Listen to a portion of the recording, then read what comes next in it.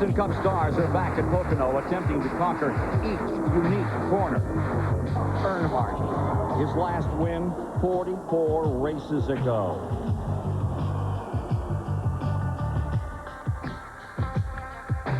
The Intimidator knocked on the door last week at Loudon, New Hampshire, coming home second.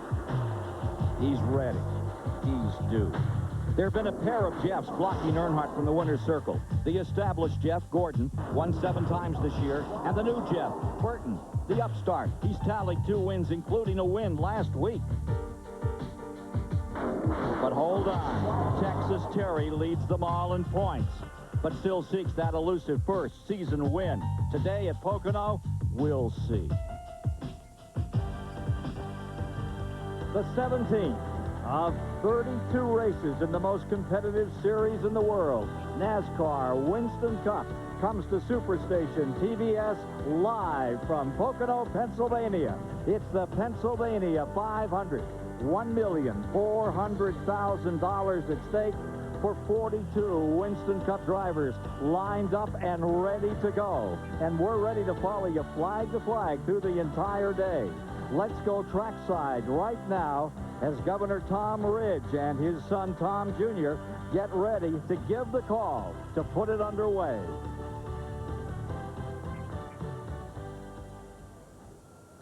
Gentlemen, start your engines.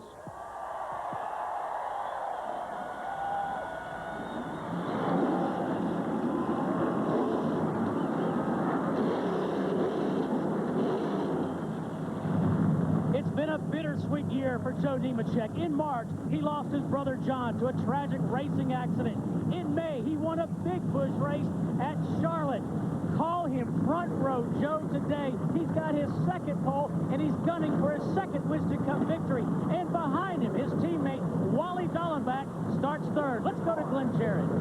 Jeff Gordon goes off 6th here today at Pocono. If this were a June race, you could bet the ranch on him, but he hasn't fared all that well here in July. In fact, this July, he's in the midst of a little bit of a slump. Finished out of the top 15 in the last 2 races, lost the points lead. He and the Rainbow Warriors are looking to turn things around here today at Pocono, pick up season victory number 8. Here's Mike Hogwood. Rusty Wallace won this race a year ago in July, but he struggled this weekend. He's had to take a provisional starting spot, but they're confident today. They've changed motors. They have a good race setup. They feel they can go to the front. They plan to take some gambles early. To Matt Yoakum. Dale Earnhardt will start 5th today. For most drivers, a 44-race winless streak would lead them in a state of consternation and frustration. But not the man in black. Earnhardt has been unflinching. His desire and dedication. Last week at Loudon, he came up 6 seconds short of victory. Today, he hopes to quiet the naysayers for good with his 71st career and 3rd Pocono victory. Ken? And a good day. Ken Squire welcoming you to Pocono, Pennsylvania. You can feel the electricity in the air. Everyone is saying that Earnhardt is back. He's won here twice. He's been injured severely on this track twice, but this looks like it could be his day. Now, this is a track that does not favor new drivers, Buddy Baker. Incidentally, Baker set on the pole for the very first Winston Cup race ever run on this track. As I was saying, this one does not favor those freshman drivers. You know, Ken, they say you can't win here.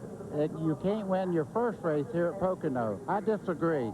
With Joe Nemechek on the pole, Jeremy Mayfield, fastest in practice, Michael Waltrip, his best finish ever, Wally Dallenbach, you could see a first-time winner here today. Yeah, Michael Waltrip really looking strong. Remember, he had a second here. Now, Greg Sachs, former Winston Cup winner, has joined us. You've been down there with the Robert Yates team. How are things going to them for this weekend? Yates teams, they race to win. Ernie Irving, he's focused, he's ready. Dale Jarrett, 4th in points, 165 out of 1st. He feels he has to win to pressure the top 3. Okay, we're focused, we're ready. Get set. Here it comes, the Pennsylvania 500 on Superstation TBS. The Pennsylvania 500 on TBS is brought to you by Smooth Busch Beer and Easy Drinkin' Busch Light. Busch, the official beer of NASCAR. By Econo Lodge. Spend a night, not a fortune, at Econo Lodge. By Team Monte Carlo. Chevy, the cars more champions trust. And by AutoZone, the best parts in auto parts. The Econo Lodge starting grid for the second time. Joe Nemechek is on the pole at better than 168 miles an hour. Ernie Irvin alongside. In row 2 today, it's Wally Dallenbach, best qualifying spot, and Dale Jarrett. Row 3 has Dale Earnhardt and Jeff Gordon ready to work. For row 4, Ken Schrader and Jeff Green. Up for row 5 is Mark Martin and Bobby Labonte. In row 6, Skinner and Grissom. At row 7, you have John Andretti and Jimmy Spencer. Row 8 today is Bill Elliott and Darrell Waltrip. In row 9, Jeremy Mayfield and Kenny Wallace. Down to row 10, you have Ricky Rudd and Jeff Burton. For row 11, it's Texas Terry Labonte and Ted Musgrave. Row 12 is Sterling Marlin and Hut Strickland. Row 13, Michael Waltrip and Rick Mass. In row 14, Dick Trickles, Bobby Hamilton there. In the 15th row, Derek Cope, flanked by Robbie Gordon. 16th row, Brett Bodine and Ward Burton. In row 17, Morgan Shepherd and Kyle Petty. Row 18, Jerry Nadeau and Chad Little. Row 19 is Ricky Craven and Jeff Bodine. For row 20, it's Rusty Wallace and Johnny Benson ready to work. In row 21, Dave Marcus and David Green among the provisional starters. In-car cameras. There you are in the number 17 as they get ready to roll this one out. And you have Darrell Waltrip ready, waving to the men behind him. Light just came back onto the pace car. We may get another lap before they turn them loose. Ken, Robbie Gordon is in the pits right now, having trouble already before the race starts. Now there's Darrell Waltrip's camera. Darrell Waltrip, the number 17, starting 16th outside of that 8th row. And you have your Econo Lodge camera. Okay, to be 1 to go this time. Starting 34th, and there is 1 to go this time by. They turned the lights back onto the truck. Here's the number 88, Dale Jarrett, all fired up on the outside of row 2 today. The 99, Jeff Burton. What a story he is these days. Starting 20th. Watch him slide and glide up through this field. Robbie Gordon's on pit road. Glenn Jarrett's there. And on the first pace lap, Ken, Robbie Gordon, the oil pump belt broke on the car. Robbie saw the oil pressure fall to 0. Knew there was a big problem. He brought it in. They're trying desperately right now to get a new oil pump belt on, but they're having problem getting a new one to fit on there right now. NASCAR told them they would give them 1 more lap, but it doesn't look like they're going to get that thing done before the green flag falls. Tough break right here before the race even began. Race analysis, what we're up for today. You see it, about 1,000,004, 42 cars, 200 laps to run, and that race record belongs to Wallace, who was a provisional starter today. A lot of motor trouble for Wallace. 144.8 got it done. And you see them running with that belt through the pits as they're trying to get Robbie Gordon back in this thing. Ken, you just have to wonder how long had that belt been off when he first noticed that the oil pressure was down. When it's not getting any flow through the engine, it can do a lot of damage. Boy, I know how badly Robbie Gordon has to feel right now. The adrenaline is pumping. You're ready for the green flag, and to have this happen. And being a newcomer to this circuit, you know, it's just incredible what he's going through right now.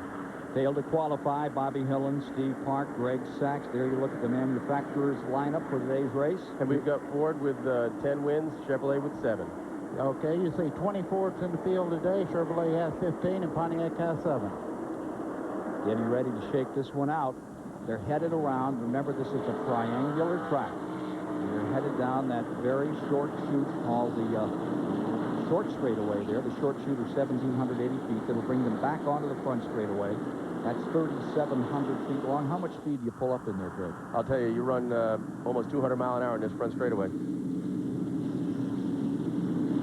That's that flat third turn. That's where you can make it or break it. Getting ready for a start. Joe Nemechek brings them down. 2nd career pole, 7th for Chevrolet in 97. Green flag, green flag. Got a green.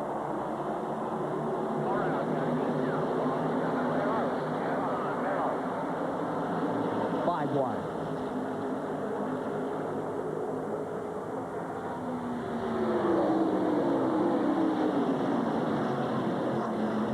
On the high bank in turn 1. Nemechek pushes it up in front by 2 lengths. Boy, oh boy, you can see Wally Dallenbach up front as you ride along here in the outside battery car of Jeff Burton. As they go down into turn 3, you can see Kenny Wallace there in the 81 as they head into the tunnel turn. Oh, we've got trouble. That is Waltrip in trouble. Spins back underway. Yellow is out. They're going to have caution. Trouble on the tunnel turn. The second turn. Collect them back up and keep going. Yellow is out as they come to the stripe. With Nemechek across the line, followed by Dallenbach, Jarrett, Gordon, Ernie Irvin, Earnhardt to the stripe. Ernie Irvin back there in 5th, Earnhardt in 6th, Green in 7th. Yellow down. That side looks good. How about the right? I got a little damage on the right. The tunnel turn is so critical on this first lap. The cars need to get single file, and they just couldn't do it. You can see Jimmy Spencer there in the yellow and purple car. Looked like he might have gotten the back of Waltrip. When you go down in that corner, everybody kind of checks up to get through their single file. Looks like it may have been a little contact as they got into turn 2. Now remember that Waltrip in the number 17 had started in 16th position, so he's right in the center of the field. Lucky they didn't collect a lot more on that tunnel turn. Darrell Waltrip brings it around with 4 flat-spotted tires. And the moment right at the start, put your heart in your throat.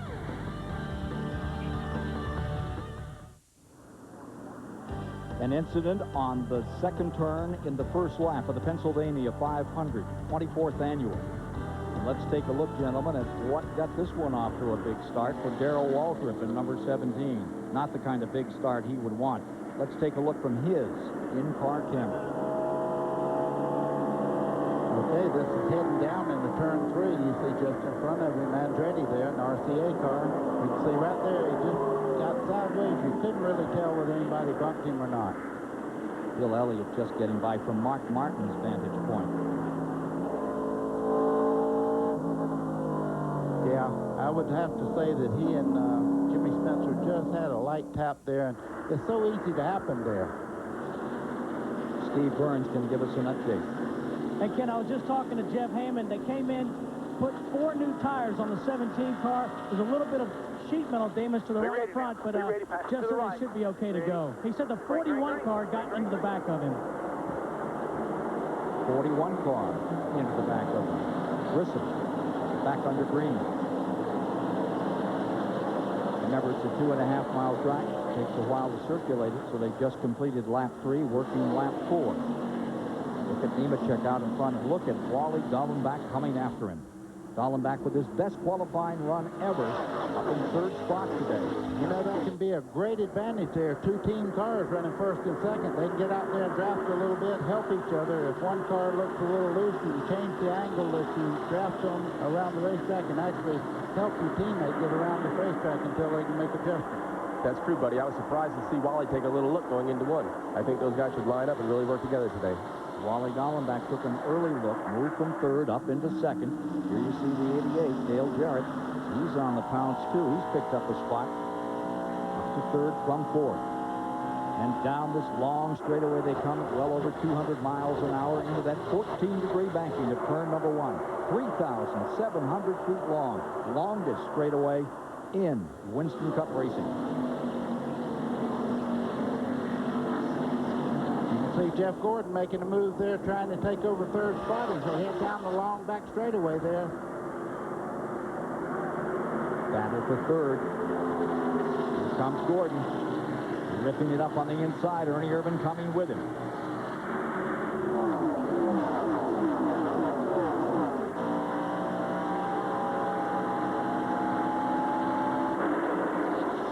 There's Jarrett's onboard camera. Look at this. 3 wide.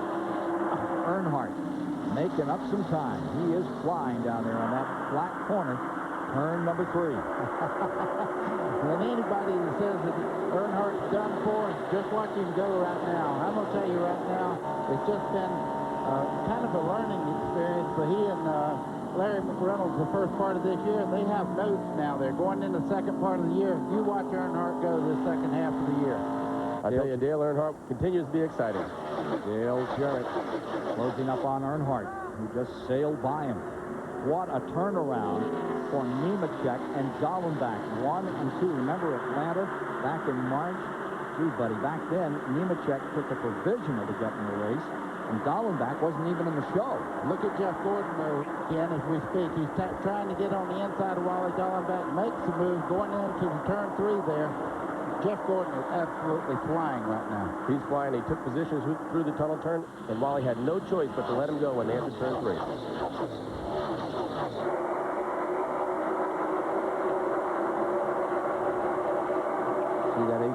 Green car down on the inside. Late run. Here comes Bobby Labonte. He is on the move. He comes up. He's got Jeff Green right there with him. Jeff Green will regret getting on the high side of the racetrack. That's Kenny Schrader in the 33 trying to make a move there on the inside. You get to the outside of this racetrack, you have to let the inside line go. It's much quicker on the low part of the racetrack. Definitely, even at the start of the race is even more important. As the race goes on, sometimes the outside groove will come in a little bit more down in turn 1. Look at Schrader sailing.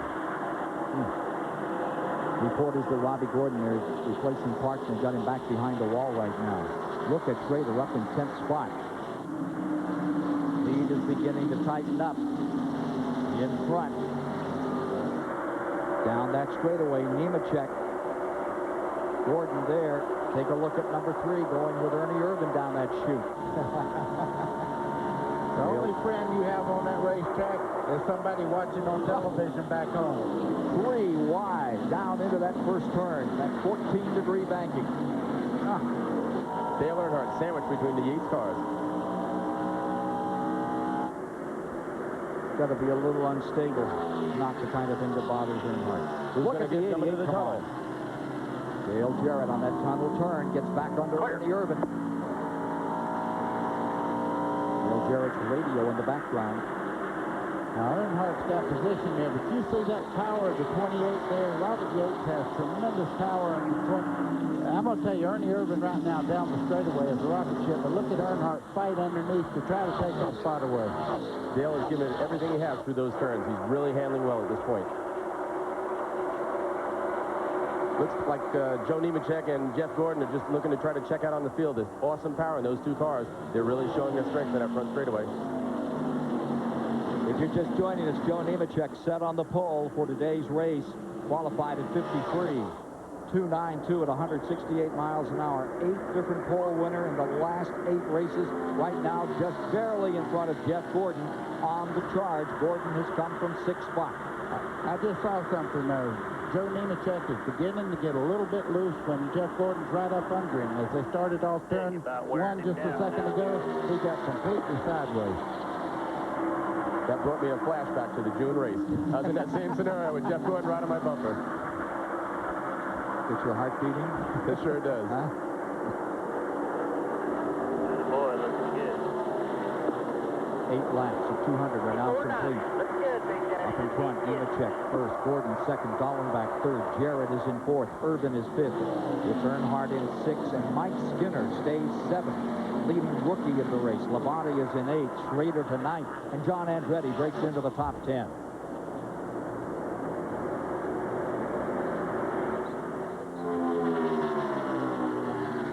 Joe Nemechek trying to win that first Winston Cup race.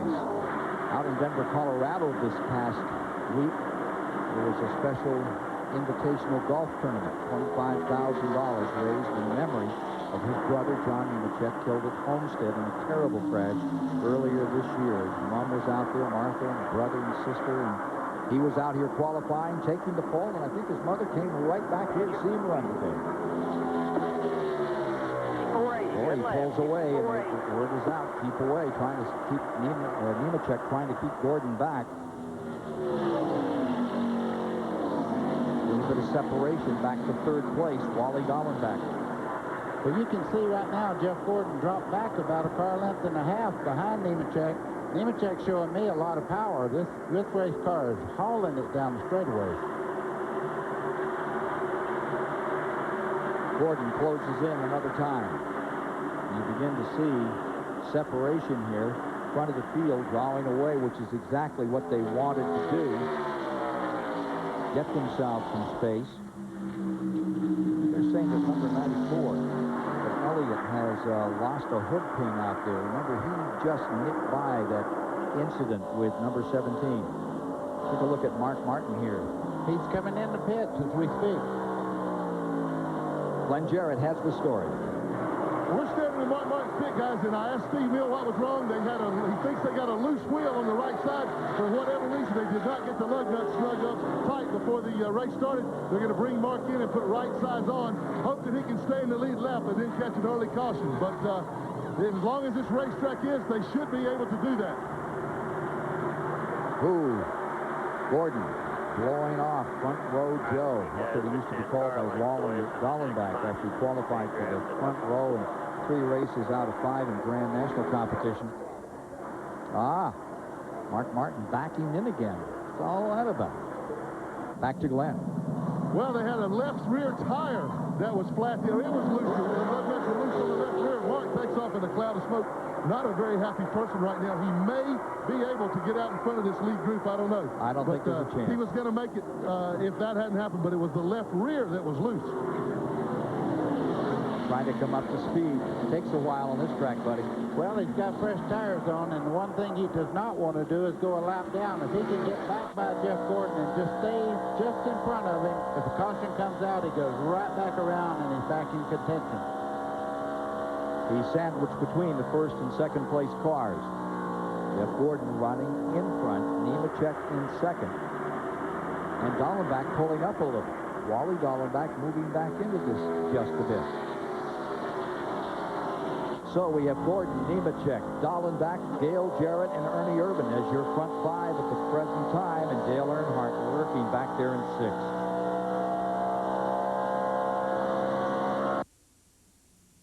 Promotional fees and consideration have been paid by the following: Amoco, Plastic Coat, ESOB, and by Close-Up. Working the 17th lap here on Superstation TBS, Pennsylvania 500. Jeff Gordon going for his 8th win in the early running here out in front. And at number 94, Bill Elliott may be developing a problem, buddy. We were just noticing a while ago, they reported that he had one hood pin loose, and let's check it out. Okay, you can see right there, there's one hood pin loose. Also, this one over here is beginning to get loose. You can see the end of the hood flapping there. That's going to be a problem later on, unless he gets right up under somebody behind him. Then the hood will stay down, but if he drops back, it's going to lift it up eventually. They need to hope for early caution so they can get in and tape that hood down. If it continues like that, I believe it'll fly off. 16th place right now for number 94, and Glenn Jarrett can tell us what happened. Well, on that first wreck over there with Waltrip, he got in the back of Jimmy Spencer when everything jammed up there, and it has messed the nose up. You can see the guys down here, Mike Dean, Joe Garoni, and all the guys working. They've got a piece of sheet metal there, a bunch of tape. Whatever they're going to need, they're hoping to have out here. Bill has to come in. It seems like that the air is getting up under there and pulling the hood up over the pins. One of them is broken. They think now that 2 may be gone. So they're getting ready for whatever they need to do when Bill has to come in. Eventually, if that hood flies up, it could cause major problems, obviously. Boy, here's one for you, Baker. You look at that. Remember back in the early 70s when Bobby Isaac won that Daytona Firecracker 400 without a couple of hood pins at the end of that? Well, Bobby Isaac had a very, very good race car, but 9 out of 10 times that problem won't get better. It'll get worse. Yeah. Take a look at Ernie Irvin closing into that number 28 as he wheels in on the green and white Wally Dallenbach machine in the main straightaway. One caution thus far, if you're just joining us on Superstation TBS. At the outset, on the tunnel turn, the second of the 3 corners here, Darrell Waltrip doing a 360. Did not get collected, flat spotted the tires, came in, comes back out a lap down in 37th position. Dallenbach started 3rd, came up to 2nd, now runs in 4th. Rusty Wallace, he is attacking. Wallace started the day. Look at him just blasting through here. He started 39th. He had to take a provisional. Not happy with the motor. It was flat. But he is just knocking down the positions. He is now up to 21st position. So what's that, 19, 20 spots as he gets this thing going? You know, he went back and got a Larry Wallace motor and put in there this morning. It's a good race engine. He says it really goes down the straightaway. He's very pleased with it. And Mike Hogwood can tell us more about that. Rusty Wallace, who won this race 1 year ago here in July, just talked to Robin Pemberton, the crew chief. He said Rusty has told him that this car is absolutely perfect. He feels he has a car that can win today. He says he knew all along they would have a good race setup. They just had to get a good motor in it. They've got a good motor in it, and Rusty is flying. He was angry this morning. I spoke to him briefly.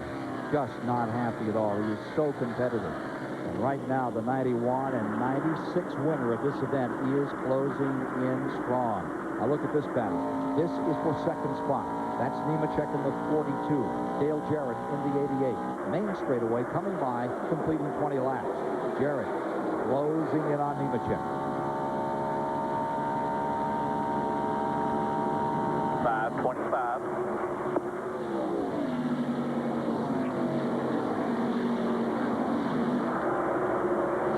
Joe Nemechek had a good ride here in 94, finished third in this race. That was back when he drove in the Hedrick car, which Steve Grissom is now showing. Joe Nemechek in the 42 just then was taking a little wider groove through turn 1 than you normally take there. That would tell me the chassis might be going away just a little bit. Dale Jarrett closing in the 88. Greg Sachs, what about the window on fuel here today? Well, I'll tell you, I talked with a lot of the fellas there, and look at, here goes Skinner on the inside of his teammate, Dale Earnhardt. 6-5.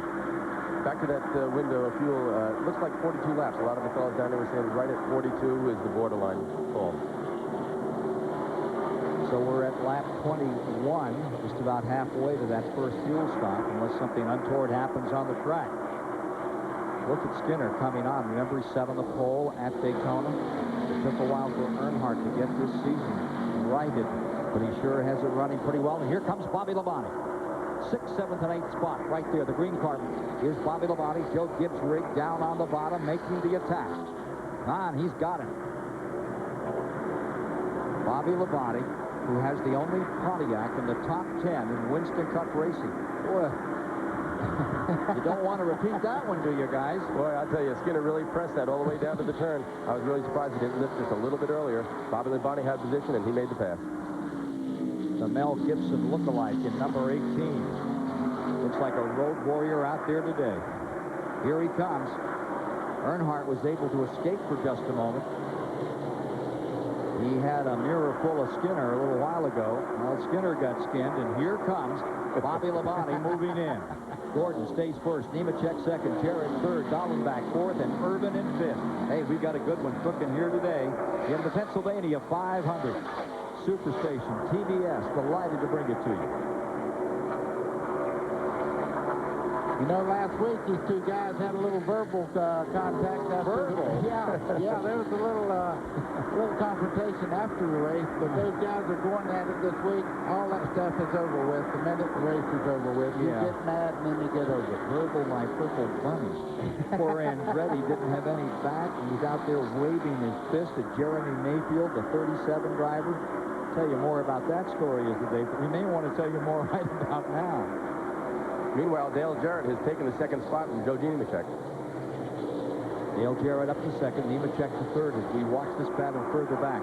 That's Andretti in ninth, and the number 37, Mayfield running in 10th, and Musgrave. What a run Musgrave is having. That Musgrave and that number 16 up to 11th. Remember, he started 22nd today. He was second quick in happy hour yesterday. He's one of the ones they say to keep looking for. And he's had some great runs on this track. Talk about tight running.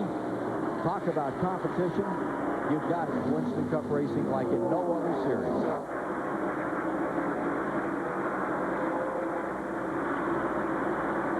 Back to the leaders. Coming around to complete 24 laps this time. Will he win his 8th? Will he go back in front of the Winston Cup standing? Jeff Gordon there at the moment.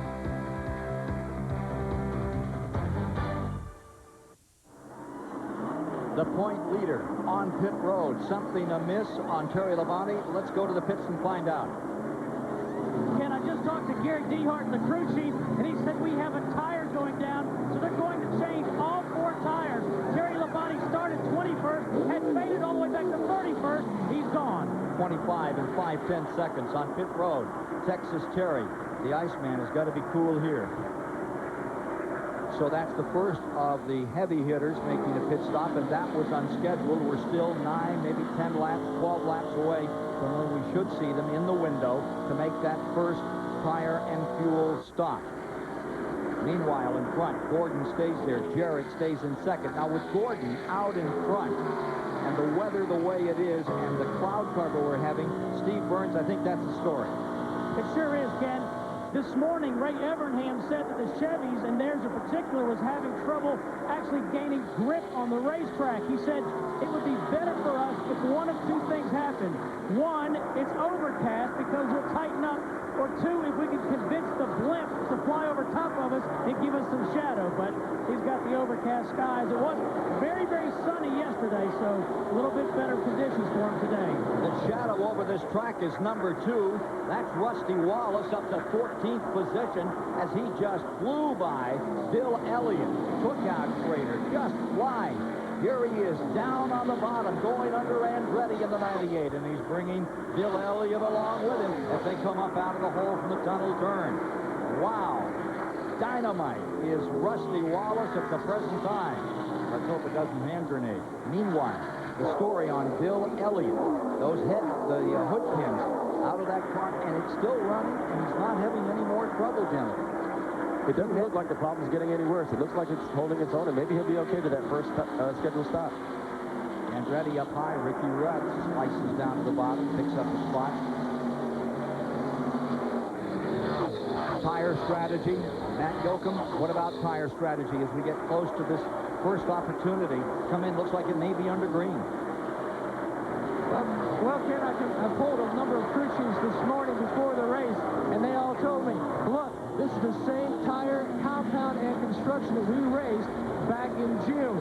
So expect a lot of two-tire pit stops. Those pit stops are expected to begin in around 9 to 12 laps. A lot of teams looking for track position, so expect some two-tire stops. You're watching Kenny Schrader there in the tunnel turn, and just behind him, Ricky Rudd. You can see Ricky getting through the corner just a little bit better than Schrader. A lot of times when you follow a car in there, Greg, you'll actually make the car in front of you push just a little bit. It's an aero thing. When you're behind them, it kind of takes the air and pushes it on the back of the car and makes it push out towards the wall. That's exactly right. It looked just like Ricky pushed Kenny through that turn and made his car move out to the wall and almost opened the door to make the pass. 15th, 16th, and 17th. Schrader, number 33 in the 15th, followed by Rudd, followed by Marlin. Wow. For my money, one of the greatest efforts of the year is down there at Daytona, and that race he won at 400 several years ago, when with about 20 laps to go, he made up a lap, he being Sterling Marlin, and then blew his way through the field. That was one of the best shows I've ever seen Sterling Marlin put on. Let's see what he's going to do today. He's back there in 17th spot. Now you see John Andretti in the number 98. He's been toying with 10th position and then falling further back, now in 19th. And look at Wallace continue to thunder. Ken, he's got him surrendering right now. When he comes up there, he's running so fast. You can, whoa, he gets a little bit loose there as he heads down toward the front straightaway. He's pushing this car for everything it's worth, and it's worth a lot right now. Rusty Wallace is going to the front. There's no doubt about that. He is showing that muscle, and that Wallace engine is doing a great job. 39th position up to 12th. Keep your eye on Rusty Wallace today as he goes for his 3rd win in this Pennsylvania 500. Meanwhile, here's that number 8 continuing to motor through. Hut Strickland back in the 20th position. Grissom is in there. Jimmy Spencer 19th, 20th, 21st. And they have Rudd and Marlin getting beneath Kenny Schrader. Schrader on a bit of a high after a great run last week at New Hampshire. The Andy Petrie team very strong on Ken Schrader and very pumped up. They feel they're getting it together. Look at Rudd holding that position from Sterling Marlin to number 4. And here's Marlin right back down in the bottom. 16th position is Rudd for the moment. That moment may end as we come to turn 1. I'll tell you, that Peter Guile engine in Ricky Rudd's car really showed his muscle on that front straightaway as he pulled back ahead of Marlin.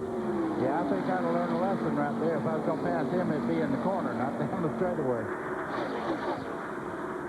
Here's Marlin again, getting a better line on the bottom off the corner.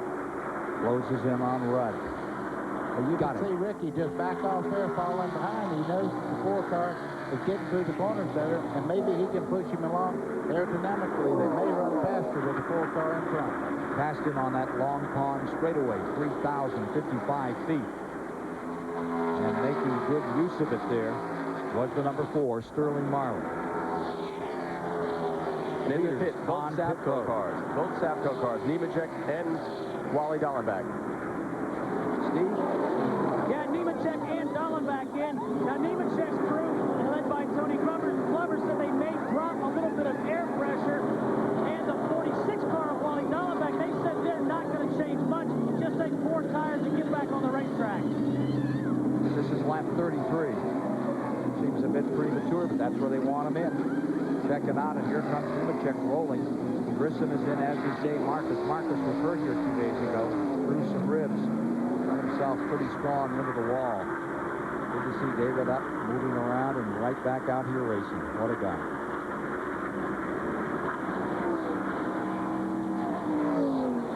So both Sapco cars come in at the same time. Grissom has completed his pit stop. Checking on those stops. He said 19 seconds for the number 42 and 23 seconds on Dallenbach. Here's the 94, and let's see them get ready to work on the hood pins. And Rusty Wallace in number 2 is in. Let's go to Mike Hogwood. And they'll go with 4 tires on the Wallace car. This has been an emotional first part of the race for this team. High fives all in the pit as Rusty has made his way up from 39th to now challenge for the top 10. 11th when he came into the pit. Left sides are on. Rusty is down and away, 19.6. Glenn Jarrett. Well, Bill Elliott has brought the car in there, working on the nose of the car, putting some tape on it. This has really killed the downforce. They only changed the right side tires, filled him up with fuel. He was only in for 14.1 seconds. Great pit stop. The reason they're coming in a little early right now is because of the laps they ran under the parade lap. They do not want to cut it short and take a chance of running out of gas here at Pocono. It's a long way around. Good call, Glenn. Here we see Elliott back underway, strapped up around the nose. 29 pulls onto pit road. And right behind him comes the Sterling Marlin rig. I tell you, that Jeff Green in 29 is going to show. Now there's a ton of cars in. Michael Waltrip is in. Kenny Wallace is in. Steve Burns. And Michael Waltrip in. They're going to change right side tires. Doesn't appear that they've made any chance adjustments. Maybe a lot of these cars are talking about being loose down here. Now they're going to go ahead and change all 4. Pretty clean pit stop so far. A good stop for Michael Waltrip. 18 seconds even. Did you see on that pit stop with Wallace, with Michael Waltrip, they took tape off the front of that car. That's because the car was loose. That'll help the car get a little tighter. Leader on pit road.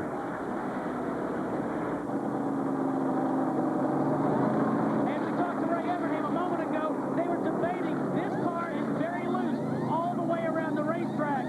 They decided to make a wedge adjustment, a chassis adjustment, as opposed to air pressure. Another quick pit stop. Let's go to Matt Yoakum.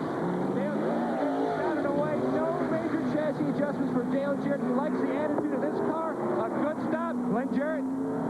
We got both Dale Earnhardt and Bobby Labonte, and now Ricky Rudd are in. Labonte is going for a 4-tire change, as is Earnhardt. Major chassis adjustment on Earnhardt. He's down and away in 21 seconds. Bobby Labonte down in about the same time, 20.2. So good stop for Labonte. Ricky Rudd still in. They are also changing. It looks like 4 tires from his vantage point. Yes, Rudd is down now. He's away. 28 onto pit road. Ernie Irvan coming in. Totally focused. Greg Saxon pointing out. He talked to him this morning. The 71. Marcus in trouble here. Getting 5 manpower. Trying to get that thing cranked. Ernie Irvan in. Robert Yates' crew going to work. Irvan was the leader as he pulled off the track. This will give Jimmy Spencer in the 23 a shot at the lead briefly. Ricky Craven now pitting.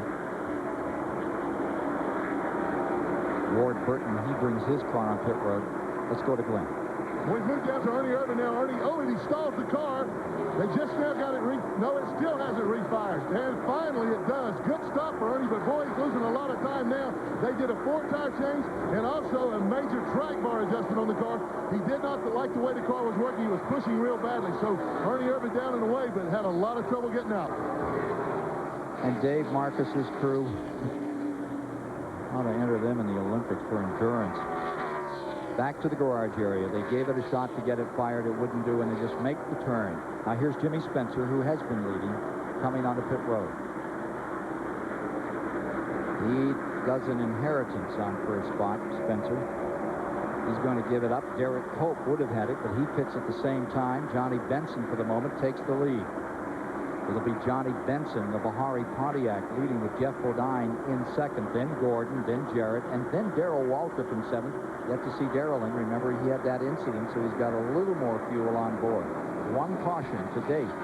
That was on the very first lap when Waltrip spun on the second turn, the tunnel turn of this three-turn track. Spencer back out in 21.4. So Benson, for the moment, is your leader here with 38 of 200 laps complete in the Pennsylvania 500. Join us Sunday, October 5th for the UAW GM Quality 500 from Charlotte Motor Speedway.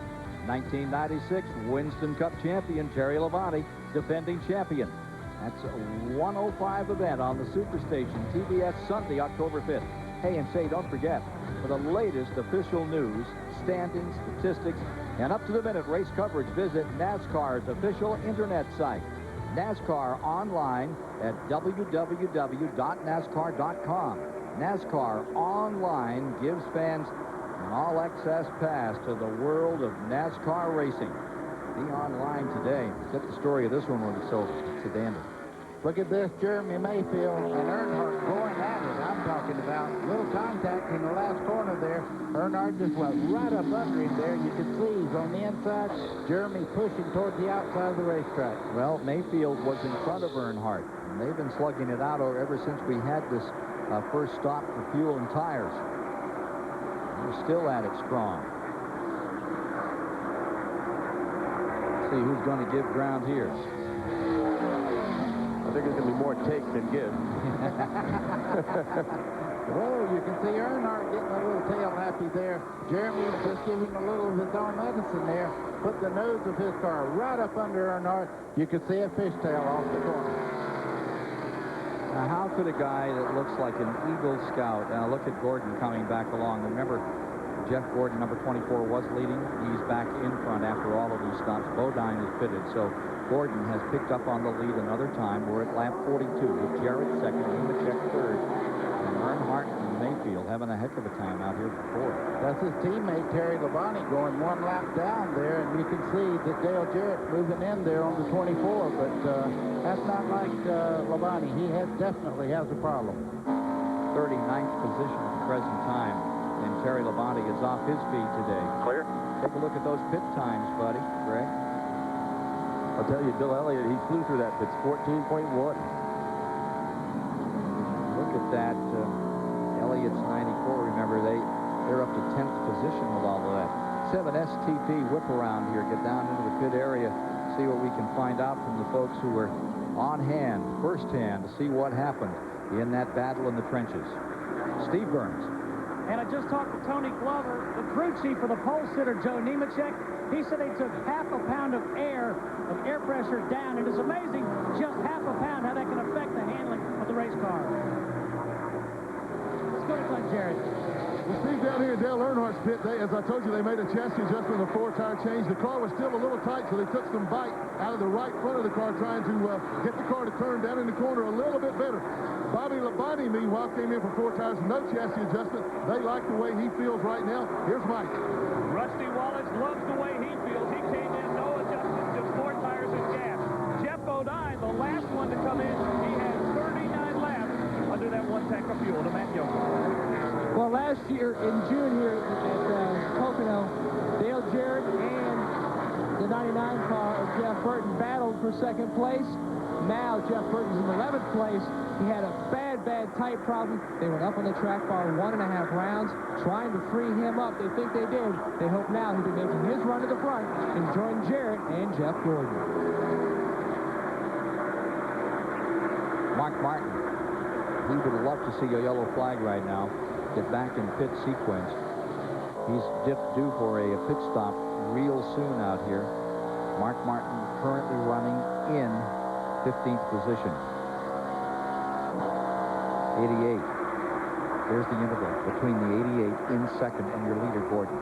Dale Jarrett definitely moving in, closing down.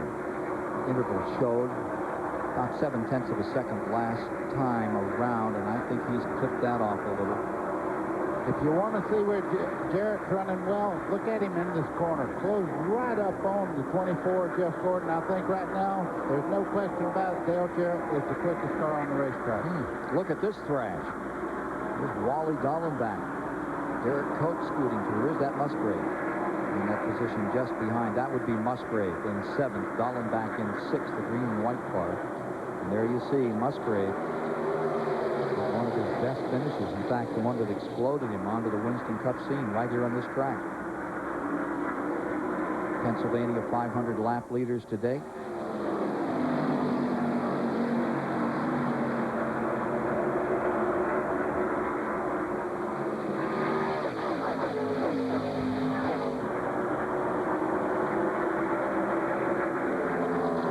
Look at Earnhardt in number 3. Remember now he is 4th. Gordon, Jarrett, Nemechek, 1, 2, 3. Wally Dallenbach 5th. Musgrave 6th. Mayfield 7th. Labonte 8th. Last week's winner's just behind this group there, Jeff Burton. He's moving in on this group to make this a real bunch of dogfight right here. Everybody's going at it. As you can see, Musgrave's moving to the outside there. A lot of challenges going on right now. But for the moment, it is Gordon out in front. Jeff Gordon staying in front of his field, and Earnhardt, if he is to win, he's got a lot of making up to do because right now he's 13 seconds back from the leader. With Gordon, Jarrett, Nemechek, 1, 2, 3. And then after that stop under green, Earnhardt finds himself 4th. I'll tell you, Dale Jarrett is reeling in the 24 car. He is really closing. Dale told me before the race that he was looking to win and put pressure on these boys. 5/10 of a second, first to second. Guys, you're riding with Jeff Burton right now, and Bobby Labonte. You can see him making a move as they head for turn 3 right there on Wally Dallenbach on the outside. These guys are really going at it. A lot of times, all the action is not up front. It's back in the back. They race all day long. There may be an alternator problem developing on Jeremy Mayfield's number 37. The word we're getting now, we are at lap 48. Oh, looky here. Bobby Labonte scooting down through under Dallenbach, and here comes Jeff Burton right there with him, and Ernie Irvan. Ernie Irvan now, just a while ago, he was right up front. That's what a bad pit stop can do for you. You see how far back he is in the pack right now. He'll really have to fight to get back up front. That's been a dogfight for some time between Labonte, Dallenbach, and Burton. 4 on the 28 car. Let's go back to the pit area. Well, guys, Ernie Irvan, since he made that pit stop, has really been complaining about the way the car feels to him. As I told you, they made a track bar adjustment, which they hoped would help the car. Ernie says the car is really sliding the tires through the corners. He just cannot get a grip. So they're scratching their heads down here trying to figure out exactly what to do next. Mark Reno talking with Robert Yates. They're going to make some more changes to the car, but he just doesn't like it right now at all. A little wrist wrestling on that steering wheel for Ernie Irvan, trying to get a grip that will get him through this 14-degree banking going into turn number 1. Irvan giving it a good ride again today, up in 9th spot. Dallenbach back to 10th. You saw him sashay a little there as he came off that first turn. He was really loose. This guy, he looks to be bulletproof. Jeff Gordon stays in front, but look out. DJ's on a roll. Dale Jarrett's trying to chase him down.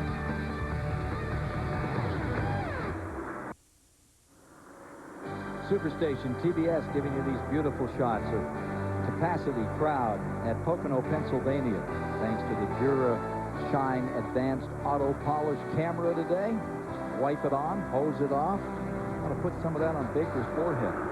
Dura Shine now available at Pep Boys and Western Auto and Kmart and Target Auto. Good help, you know, don't you think, Craig? I was just going to comment on you, Ken. You have a lot more face than you used to have. Look at this up in front. Here comes Dale Jarrett. This is for the lead. We're at lap 52, Pennsylvania 500, 24th annual for $1,004,000. Always a great race.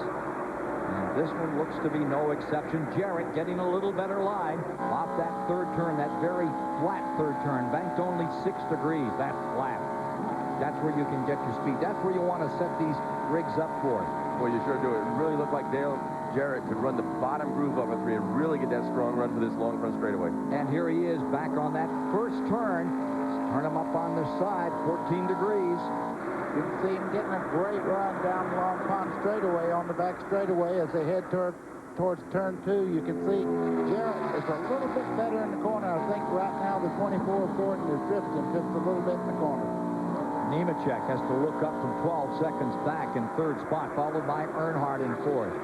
Sad story today in this one for any of us who have followed Winston Cup racing for some time to have Dave Marcus out early. Let's get the story.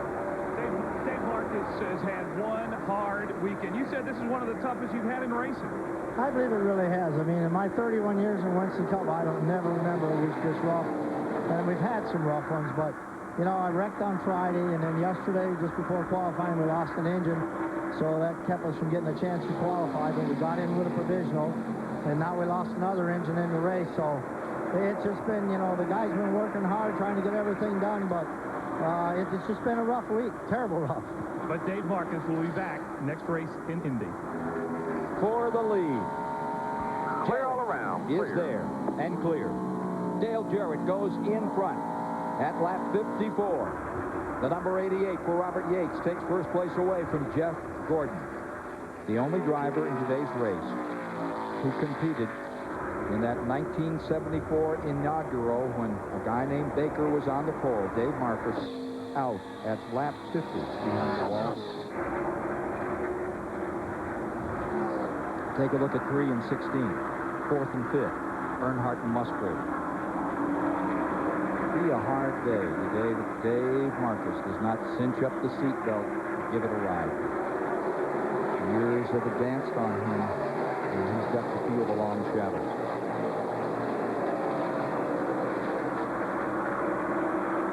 I had a word a moment ago that Jeremy Mayfield was having a problem on the number 37 that is currently in 6th spot. Matt Gilcom can tell us more. Well, Ken, I just talked to Paul Andrews. He says they definitely have an alternator problem, but just in case, they have a battery standing by in the pit. Jeremy says when he turned off all the fans, the mist seemed to get a little bit better. But now, the problem is getting mighty hot inside the cockpit. He says the temperature is rising. They're just hoping that they can get a caution to try to see what is wrong with the Kmart RC Car Ford. These tires feel good. Lead stays tight between 1st and 2nd. Jarrett and Gordon now up there, and they draw away from Nemechek by another second. Interval of 13 between 2nd and 3rd. You can see Gordon's car just seems to be a little bit tighter in the turn. He's still running a wider line, and that's what's giving Jarrett the advantage. Pushing up if he tries to nip it down on the bottom. Jeff Gordon on the 24. The flat end of the racetrack, it seems that Gordon has a very good car. You can see him hold his own as they go through the flatter part of the corner. But down into turn 1, Gordon cannot stay on the bottom of the racetrack. Now, there may be more to that story on the number 24 as it goes for its 8th win.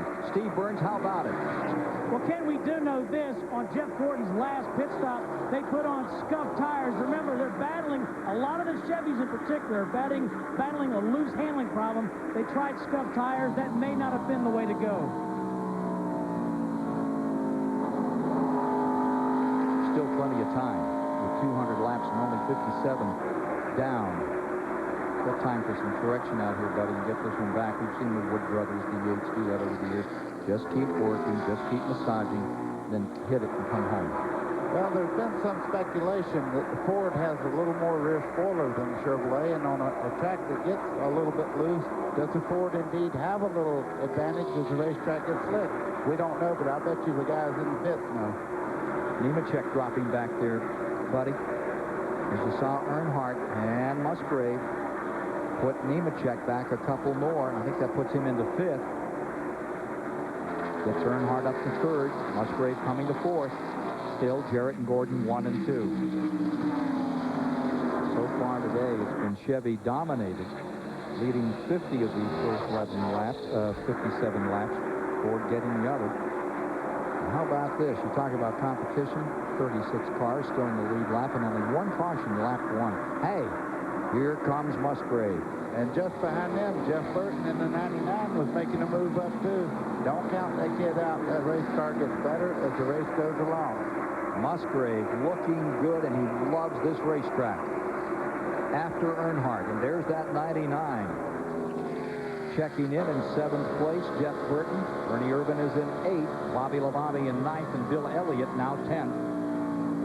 Riding with Jeff Burton. I tell you, Jeff Burton has really learned how to pace himself and run the earlier parts of this race. It's just amazing. I don't know if the car gets that much better or if he gets that much better as the race goes on. 3, 16, and 37. Earnhardt, Musgrave, Mayfield. 3rd, 4th, 5th. And the big surprise right now, Ted Musgrave at Pocono, Pennsylvania. It's the old Musgrave Ramble as he heads into turn number 1. He has Earnhardt in his sights. Comes up off that little bump in the bottom of number 1. That'll adjust your teeth, won't it? Your dental work gets a little work out there. Whoop. Dale Jarrett stays right in the thick of this thing. Stay with us to see if he can stay there. Tonight on TBS, Gene Hackman, Patrick Swayze battle for their lives. At 9 p.m., it's the movie Uncommon Valor. It's all part of Destination Sunday. Right here on the Superstation. Back to racing at Pocono. Dale Jarrett showing you how to get it done. Leading here with 62, now 63 laps complete, this time by 137 remaining. You see Joe Nemechek coming by. He was just on pit road. Nemechek pitted on lap 61. He only went 28 laps since that last pit stop. That was back on lap 33. Perhaps Steve Burns can provide some insight into what that stop was about. Well, Ken, they're checking right now to see if they had a flat right rear tire. They think it was very loose. They banged the spoiler up to help tighten it up. And again, right now, the Goodyear engineer, along with the guys on the team, looking to see if they had a cut or flat rear tire. Running 36, Nemechek, pole sitter.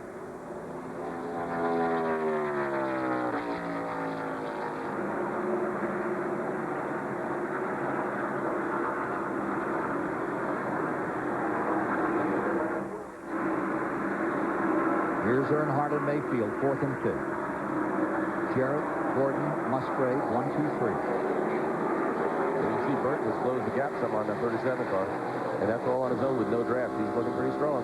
You're riding with him down into turn 1. It's hard to believe these cars are running well up in the 195 to 200 mile an hour. You see him shift down as he starts into the corner there.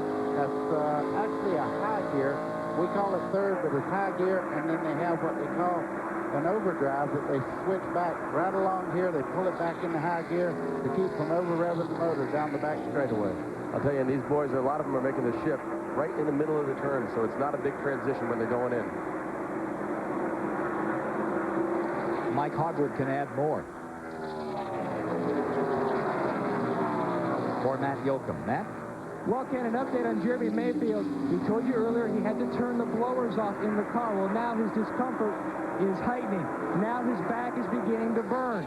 So now they're really hoping to get a caution soon to try to throw an ice pack down there and see if they can fix what's wrong with the 37 car. Also, an update on the point leader, Terry Labonte.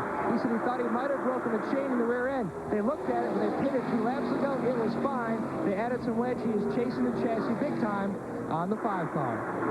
Greg, don't even think about it. You're up here for the day. All right, I won't go down to the booth. I'll stay in the booth. All right, here's Earnhardt right there in 4th spot, and after that great run at Loudon last week, got a 2nd place. You get the feeling that he's right on the edge of getting right back into that top form that saw him win 7 national championships. How about it, Dale? Well, Larry's always said when you get to the second half of the season, we'll be better because we've had the first go-round to work together and learn and tune each other. And even here at Pocono, I see a big difference in the last race. We're even better here. So I'm comfortable and excited about the second half. I think we can come out and win some races and still got a shot at that championship. Boy, he just keeps on pressing. Rising back to the top. Number 3, Earnhardt. No question about it. He's looking in the old championship form today. The 93 and 87 winner of this event. 4 top 10 finishes in the last 6 races alone. Projects him right up in there. And I'll tell you what's interesting about him. Can you imagine? He has completed 99.7 of the laps that have been run. These cars going into today's race have had the opportunity to run 5,153 laps. Earnhardt's won all but 13. That's amazing. You know, just a little turnaround in the year at Daytona. He had a top 3 finishing car there, turned over on the back straightaway and knocked him out of contention. There's a lot of times this year that Earnhardt could have had great results. Wally Dallenbach now is in the pits as we speak. Pitted when he was running in 9th place, and Grissom is also in. Let's go to Steve Burns. And Brett Knopflinger has his crew over the wall. A little bit of trouble on the right front. Jack May comes around. Doesn't look like they're making a chassis adjustment. Remember earlier they were another one of the Chevys fighting a loose problem. Checking the grill, sitting on the grill, and Wally's gone. 20.1 seconds. Brett Bodine also coming in. He was at 27th when he came onto pit road. Here's your leader, Dale Jarrett, number 88. Looks like Jarrett, although it looks pretty easy out here, inside it's another story, huh, buddy? Yeah, you can see down the straightaway he's holding the steering wheel quite easy, but watch him in the corner here. Good bit of hand motion there as he gets in. You can see him holding on the steering wheel, and that's the smooth part of the racetrack. I would imagine in turn 1, he's a busy camper. Mike Hogwood is with Rusty Wallace, who is now on pit road. He has been in 10th. And it will be a 4-tire stop for Rusty Wallace. They've had all kinds of little problems during that run. They lost radio communication for a while. He's down and away. Great stop, 18.9. They've got the radios back. They were able to call Rusty in. Rusty says now he just wants somebody to draft with so he can gain some positions. Wallace has been the big story in the early going. Had to take a provisional starting berth in this race and climbed right back up among the leaders. Here's Ricky Craven in the 25, in jeopardy of going a lap down in 29th position.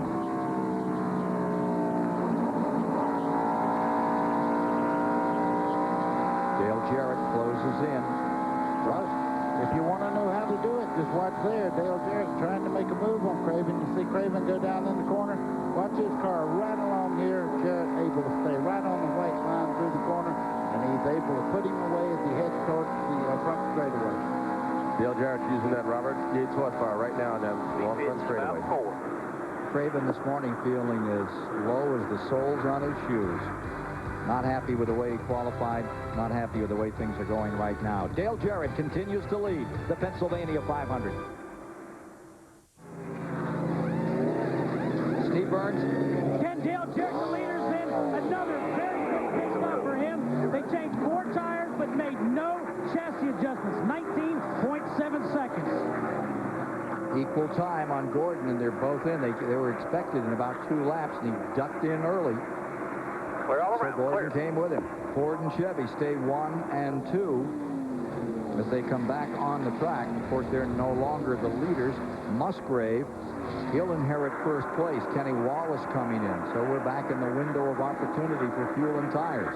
Only 1 caution thus far. Just joining us, well, Darrell Waltrip. There's your new leader, Musgrave. Darrell Waltrip spun on the first lap in the second turn. Remember, he spun in the first and second turn at Texas on the first lap, too. Here's Earnhardt coming on the pit road, running third as he entered the pits. Let's see how he's going to do. He's way down in the end. Speed about 60. Whoa! And at 65, you can get a little hairy out there. Here's me. A close call for Dale Earnhardt. Ken, on the first run, Dale Earnhardt said the car was a tad tight. Larry McReynolds loosened him up.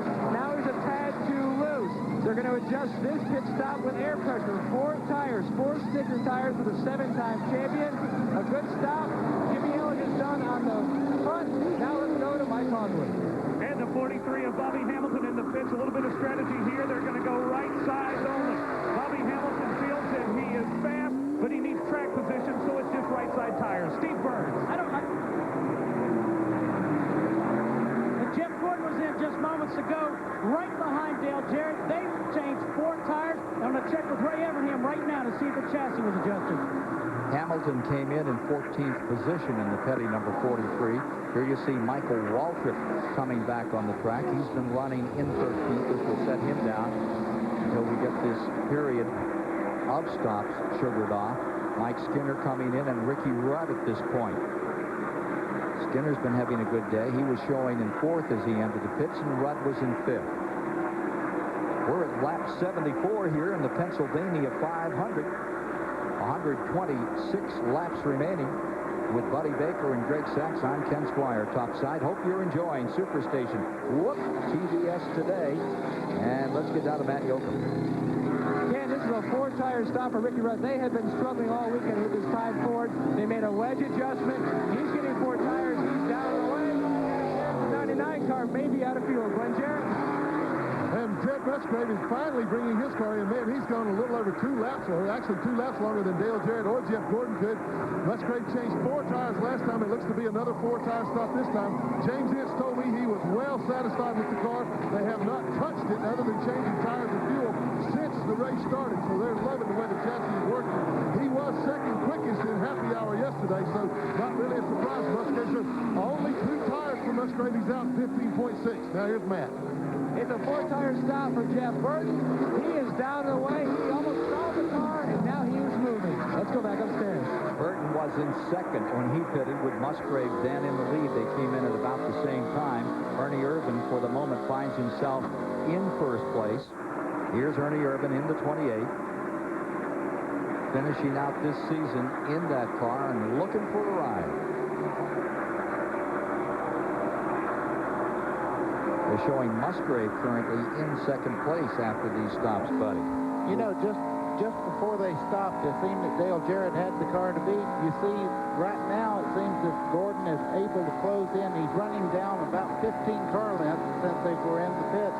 Looks to me that they've adjusted on Gordon's car and really have it like they want it now. And have him in 3rd, Jarrett in 2nd, and Steve Burns can tell us more about Gordon's number 24. Ken, I just spoke to Ray Evernham, and he said this track is going to change several more times during the day. At the beginning, we were loose. Now we're tight, but we think we're getting closer. Inside of you. Expect to make more changes throughout the day. 3 wide, outside to the inside. He's hooked up. We're all around. Getting down below. Dick Trickle getting underneath the Jarrett number 88 and scooting through. He's officially into 2nd spot. Irvan, your leader, now on pit road, and Glenn Jarrett is awaiting. And I was talking to Jeff Clark. He was telling me what they were going to do to Ernie. They've got the car is still pushing, still way too tight for Ernie's liking. So they will go to the track bar and maybe also a wedge adjustment. Still waiting. There's Ernie. Finally shows up. We'll put the stopwatch on him. Remember, I told you he did not like the way that last set of tires felt to him. The car was sliding around on the racetrack. They are set to make a 4-tire change. Now they've adjusted the track bar. Still working on the right side. A little bit of trouble over there. This crew is usually very fast. Oh, they got a problem on the right front. Just now got it off. This is not going to be a good pit stop. So they just decided to go 2 tires, 20.81. But remember, that was only a 2-tire stop. Very slow, 20 seconds for 2 tires and fuel on Ernie Irvan. Back underway in that Ford Thunderbird. So Jeff Gordon gets back out in front with Dale Jarrett 2nd and Jimmy Spencer for the moment being shown in 3rd. Ricky Craven on pit road and back out. We're at lap 77. 123 left to go, 307 miles in this 24th annual Pennsylvania 500. They've named both races here at Pocono, Dr. Mattioli, in honor of the Keystone State. Pocono 500 and the Pennsylvania 500, which means tens of millions of dollars to this area. I tell you, we came in here at 3:30 this morning. Buddy Baker and I came out in Denver where we had the chance to see that great truck race yesterday. They were lined up for miles coming in. Unbelievable crowd arriving at that hour of the day. Full moon, was just great. Take a look at this.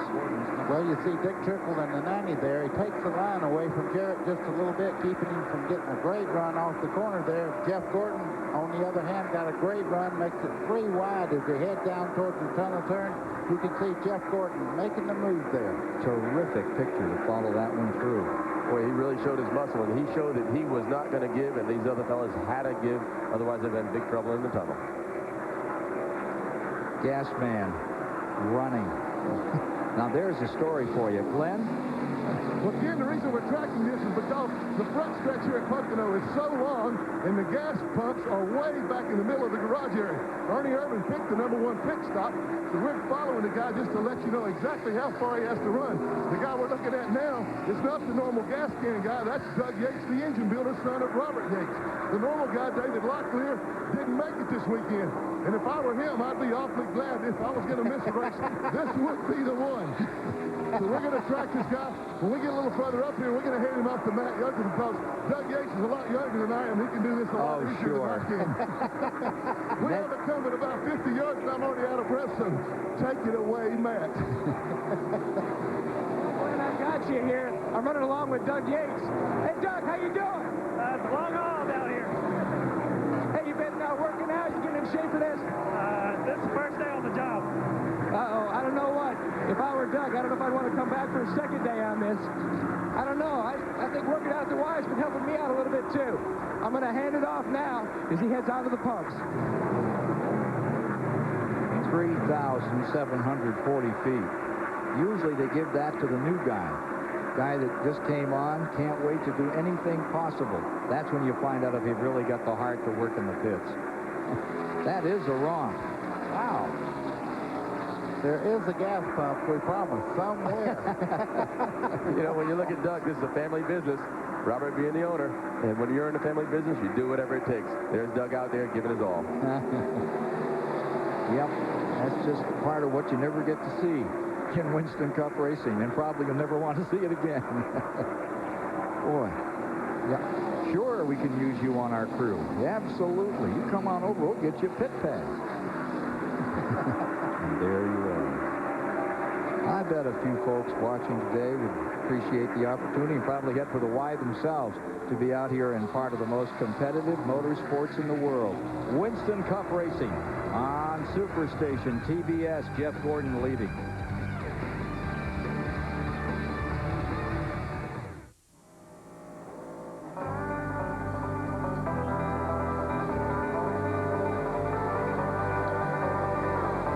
The Pennsylvania 500, 24th edition, and on lap 83, 207.5 miles into this thing, a change of leadership.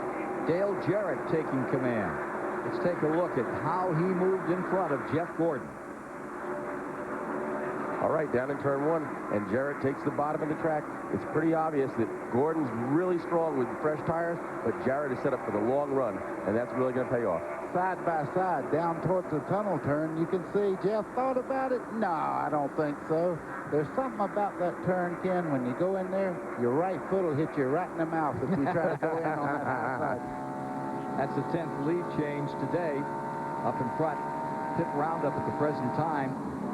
Jarrett stays up in front. Jeff Gordon hangs right on in there. Further back, here's Ernie Irvin making a switch of 1 or 2 positions. And Bobby Labonte. Doug Yates is down there. He has reached Valhalla, the Oasis, and he's with Mike Hogwood.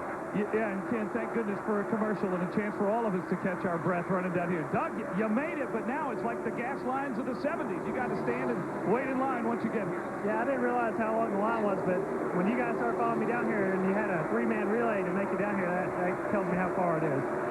It also tells you that our TBS crew needs to get in a little better shape, huh?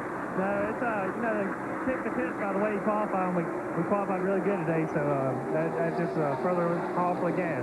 Well, the fuel will be back in Ernie Irvin's pit shortly, Ken. Hey, Glenn Jarrett, this guy, Doug Yates, he was not the guy that made the first run, was he? No, Ken, the first guy was Jeff Clark. Remember, great big Jeff Clark that used to be the jackman for them. He was the guy that did it first time. As I said, David Locklear normally does it every time, but he conveniently missed today. So Jeff did the first one. Doug's going to do the second one. And what they told me a while ago was if they can't find one of the other guys in the crew to volunteer, they're going to drag Ernie out of the car and make him carry the gas can.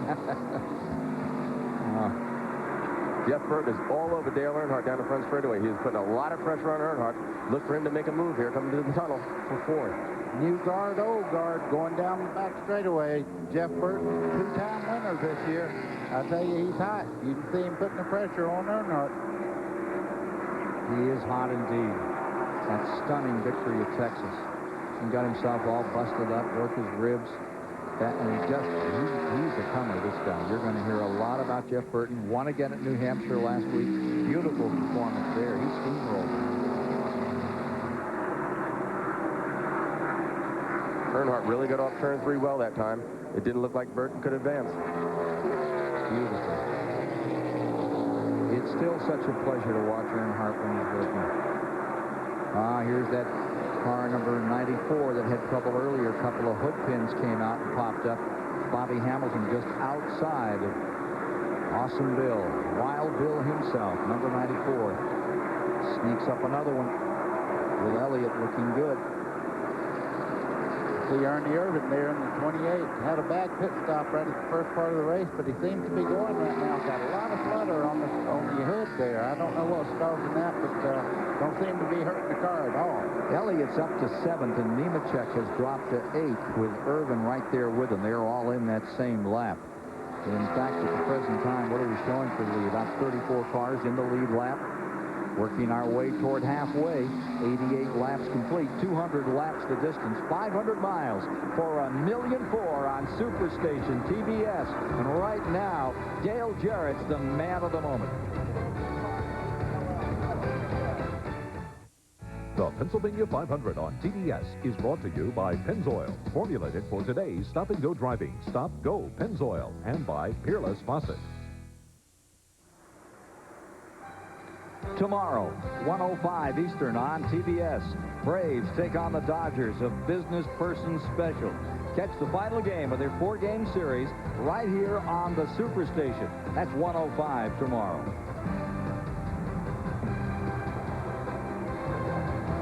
Our Durashine camera today. Durashine Advanced Auto Polish, giving you this great view. Every seat sold out. That's pretty much the case wherever you find a Winston Cup race. Just wipe it on, hose it off, they say. Now here you see Mark Martin still coming along up through. And to get himself back in this race. Where's Mark running right now? About 12th on the field? A correction on that. Running 35th on the field. 35th on the field. Ooh. Jeff Burton down on the inside, and he's under Earnhardt. That battle between youth and age gets settled in favor of the youngster from South Boston, Virginia for this moment. Jeff Burton in the 99 squirted right down through on the bottom. He's on the charge. He's exciting today. Call that round 2. It's not over yet. You bet. So with that change, the 99 pulling up, he'll take 4th. Earnhardt falling to 5th. STP pit roundup time. They've all been in that second round, and let's see what we can learn from all the information that's been generated down there and pooled by our pit folks. And we'll start with Glenn Jarrett. Well, guys, I'm going to update you on Mark Martin. You know, he is off sequence by about 20 laps. He just made his second pit stop. They finally changed that left side tire that was giving him so much problem. But what they're doing now, they've fallen a lap behind because of that, and they are going to try to make it on one less stop than all the rest of these guys. So what they're doing is trying to stretch fuel mileage the best they can to try to help make up that lap he lost due to that wheel. And it's just fascinating listening to Ray Evernham on the scanner talking to his driver, Jeff Gordon. He's really trying to keep him pumped up. He said, Jeff, keep me posted so I can help you get off the corner later. He's really trying to coach him, keep him in. He says, keep us close so we can help you later. Let's go down pit road. Kyle Petty feels that he has a great run going. He loves the way the car is handling right now, but he says he needs track position. In order to get that, the next pit stop, they're probably just going to take 2 tires so Kyle can get a chance to run with the leaders. He's been in the top 15 all day long. An update on Jeremy Mayfield. We've been following his struggle all afternoon. He has an intermittent miss on the last pit stop. They checked things over. They could not find out what the problem is. Another problem for Mayfield, he is getting extremely hot in the car. He's got burns on his back and legs as the temperature inside the car continues to rise. Now, while he is hot, the guys down here in the 3 bunch, they're going to the ices. Even cameraman Brad Hinton was able to get one. Figures Mark Armstrong has 3. I'll just take one of those. And these guys down here are cool, but Mayfield is definitely getting hotter in the car. Ken? That's your STP pit roundup. Mayfield is in 6th. Kyle Petty currently in 12th. Riding with the leader, Dale Jarrett, number 88. He has run a total of 94 laps thus far, 6 away from halfway. You can see Dale Jarrett there. He just put Michael Waltrip a lap down. He gave him the thank you very much for moving over and giving me track position. We do hand signals because that's the only way you really communicate out there. And you can see right now that Michael moved over. Will he do the same to Jeff? Not. You think that's a little Ford Chevrolet situation there? Well, you see Jeff coming to the inside. I'm sure Michael will let him go now. You see him back off and let him have the track. Let me make a correction. 25, now 24 cars on the lead lap. I think we ended up at 30. It is now 24. I'll tell you, Rusty Wallace is on the move. Just a lap or two ago, he had taken 9th position from Joe Nemechek, and now he is reeling in Ernie Irvin. He is really on the move for 8th spot. Here he goes to the front. The average speed for the race, 155.9. Last year's record for the race, 144. Only one caution. Waltrip, early in the going, first lap, second turn, tunnel turn, spun. Able to gather it up and keep running. And he's well down, 37th spot. Look at Wallace back on the bottom. And this is the guy who's had no luck here anytime this week. But it's all coming together on Sunday. You know, it's so easy to sit up here and watch the cars that are really able to handle. They can run the white line right around the bottom of the turn. You can see the 28 of Ernie Irvin has to go up about a half a lane to a full lane higher than Rusty Wallace. The end result, no track position coming off the corner, and he got past. And you know, when you see Rusty making that move, you think how hard he's working. His car is working so well, he's actually having an easier time than Irvin is in the 28. Point leader Terry Labonte's not having much of a charm on this Pocono, Pennsylvania 500. He's back in 40th position, struggling, and Steve Burns is with Gary Dehart. And Ken, they're getting ready to come in. Gary, you guys are really struggling. What can you do to get better? Well, yesterday was really tight. We did a bunch of things probably yesterday afternoon, this morning we shouldn't have. And today we're really loose. We're just trying to undo some of those things. If we can get some things undone, maybe we'll be okay. Thanks, Gary. Musgrave scoots around him another time, running third in that 16. And you even saw Ricky Craven getting by him again. Greg, let's talk a little bit. We have people out there that might be watching for the first time. When you hear somebody talking about loose, talk to them a little bit about what the car is actually doing. When you start to drive down into the turn and the car feels loose, it means the car wants to try to spin out. The back of the car wants to go outward. If the car is on the tight side, that means as you're driving into the turn, that the front of the car will not turn down. It tries to go straight. And there you see that number 5, and you saw some statistics on the Iceman.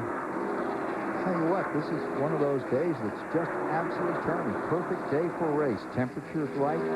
We got Terry Labonte in the lead. Right now, if it happened, he would 21st, would go currently 40th. Started and just backed up all afternoon here to date.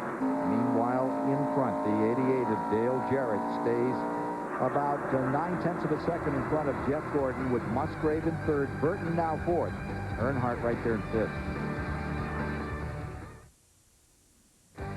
Promotional fees and consideration have been paid by the following: STP, Child Recovery Network, Ford Quality Care, and by Econo Lodge.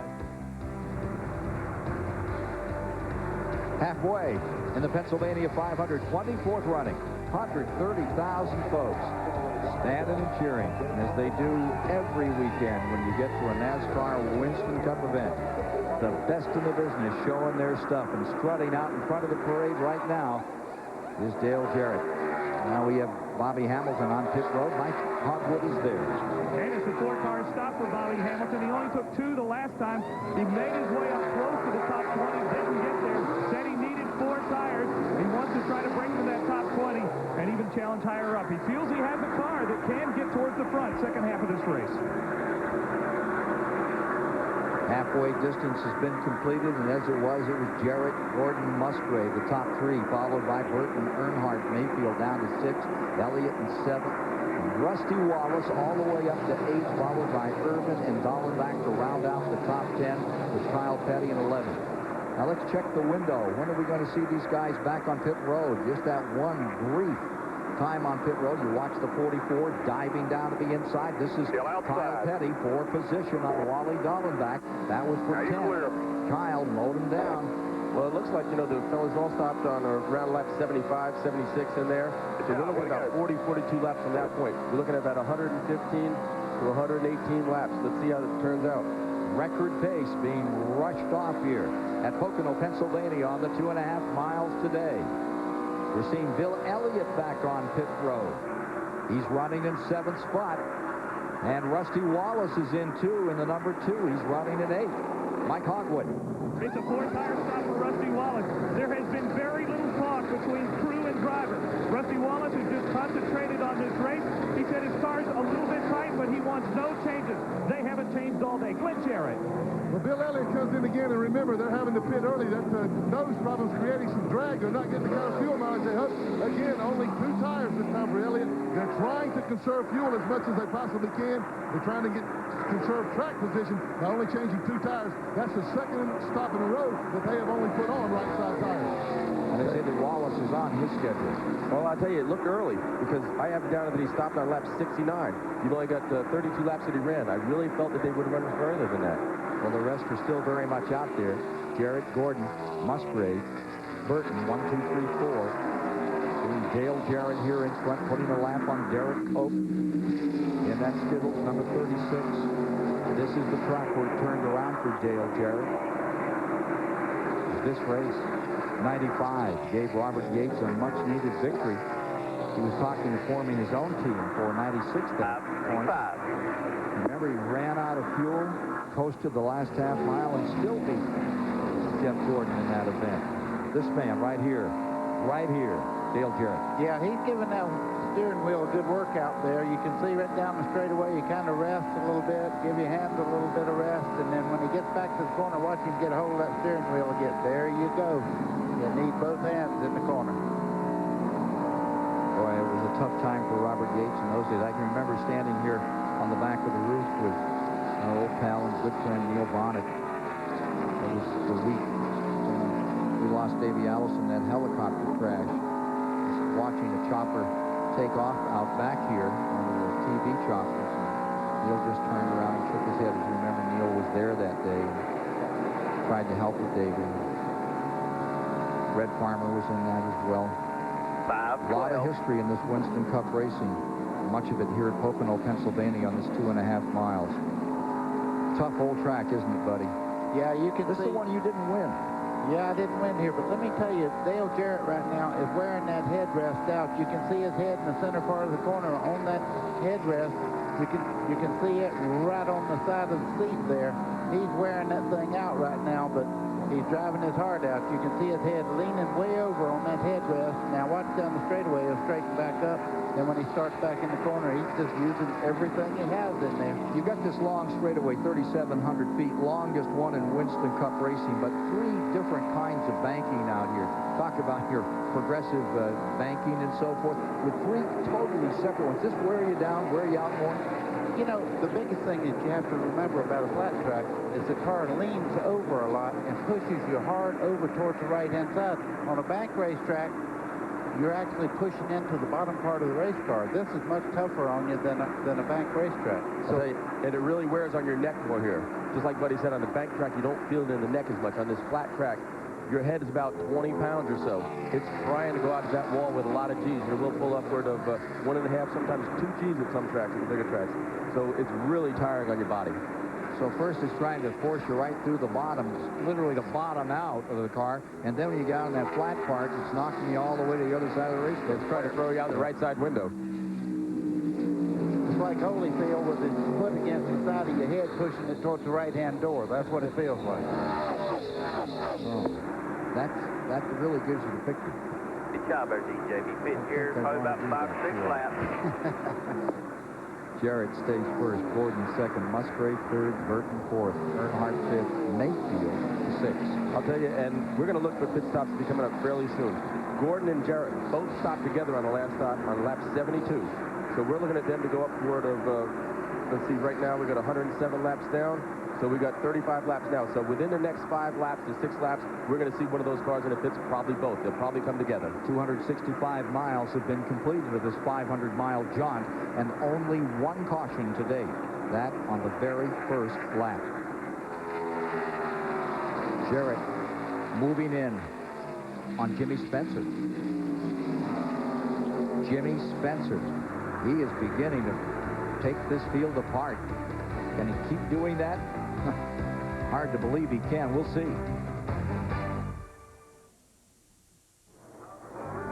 Looking out across the main straightaway here at Pocono Raceway, 2.5-mile track. We are at lap 110 of 200. Earnhardt has just come on to pit road, and let's see what's happening there. Ken, this is going to be a 4-tire pit stop. Dale Earnhardt has crossed back over to the tight side. They're going to try to free his car up with air pressure change. They pulled off the protective covering on the windshield so he can see better out of the windshield. 18.4 seconds. Let's go to Steve Burns. Matt, Dale Jarrett's in your race leader. Now, I asked Todd Jarrett if they'd be making any changes, and he shook his head no. Now, if you believe that, they haven't made any changes all day, but we've also overheard them say they might be changes. So, you just never can tell, but they just blistered a pit stop. 89 laps to go. 277.5 miles have been completed out here as some of the principals come on to pit road. Another pit stop to come. There is that Jeff Burton, number 99. Matt? Jeff Burton waited as long as he could to come in. He was hoping that he could outlast everyone to pick up 5 valuable bonus points for the points race. He even talked to Ted Musgrave that Ted could come in a lap early, but they could not work that out because Jeff had to come now. He was low on fuel. 4 tires, out of the way, 21.4 seconds. He was a tad tight. They're going to try to free him up. 15th in the points at this time last year, currently 5th, and just 34 points behind Dale Jarrett in the Winston Cup standings for that $1 million bonus. End of the year, here he is getting back to speed. Winner twice this season. 30-year-old Jeff Burton won at Texas, won last week in New Hampshire. Kenny Wallace in the 81 comes chasing up after him. Kenny back in the 35th position. And he's by the 99.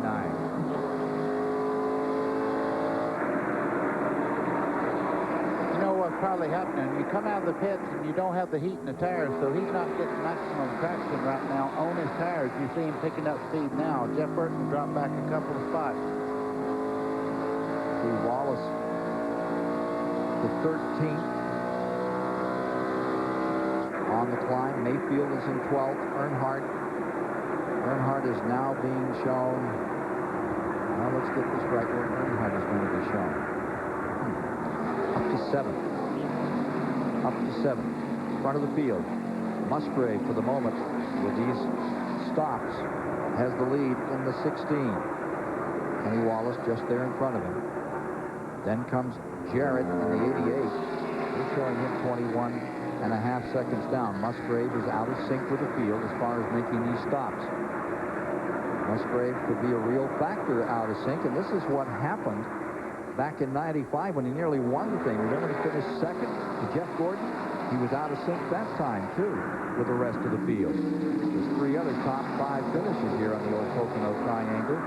Musgrave and that Roush, number 16, leading through 113 laps. Look at this Congo line. You can see Bill Elliott almost making contact down the front straightaway. It don't get any closer than that. Kenny Wallace almost got into it.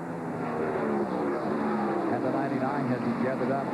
Burton, 9th position now, moving toward the front. Mike Hogwood can tell us more about Rusty Wallace and his endeavor today. Well, we were talking earlier about why he came in so early on his fuel stop. Just talked to Robin Pemberton. He says the one thing that's going wrong today, we are not getting good fuel mileage at all. We're having to come in 2 to 3 laps earlier than everybody else on a fuel stop. So that could be a disadvantage as we get later in the race.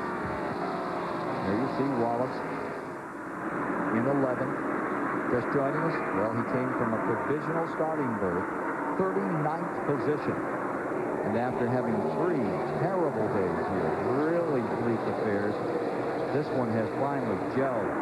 What's that coming on? That's rubber buildup that gets up under the car, and as they go down the front straightaway, sometimes it turns loose. You can see it bouncing along there. But when that flies up in your face just for a moment, you say, metal! Imagine that doing on the windshield.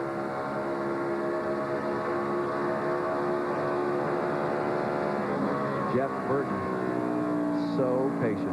Yeah, you can see Jeff after his pit stop for the first couple of laps there. He lost position to all these cars. Now he's got the heat back in the tires. He's starting to move back through the field.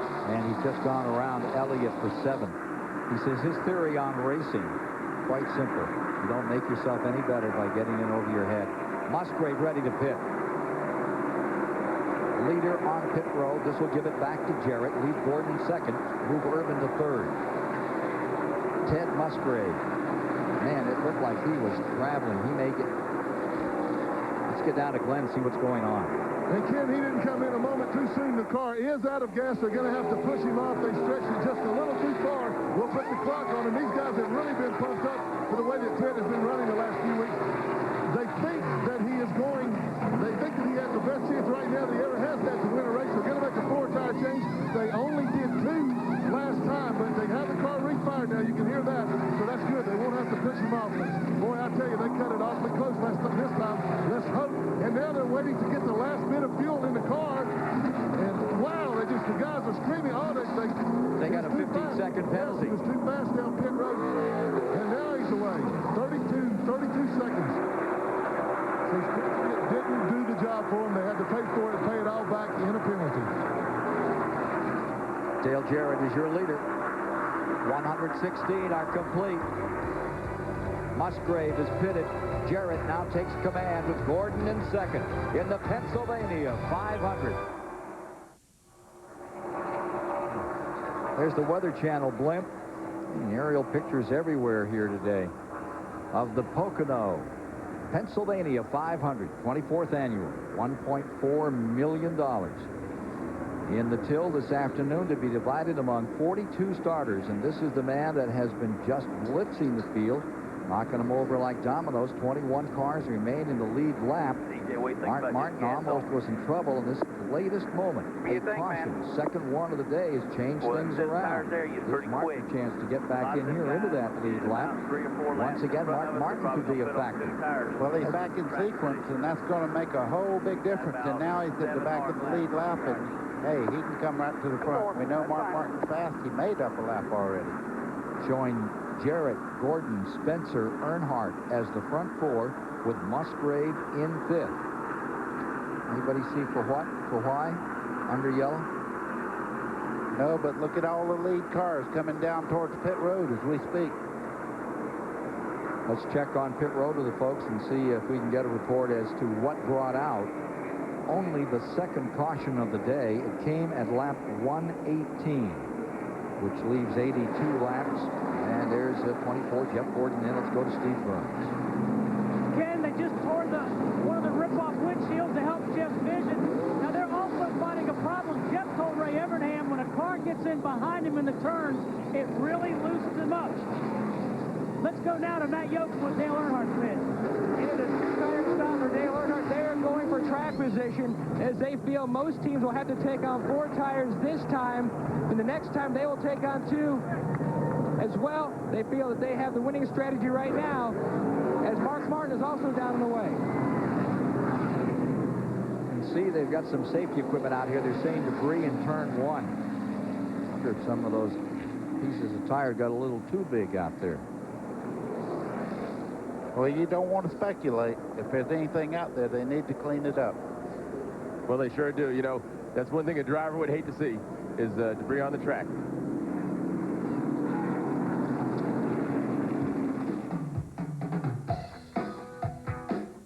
Here's the Auto Week in racing.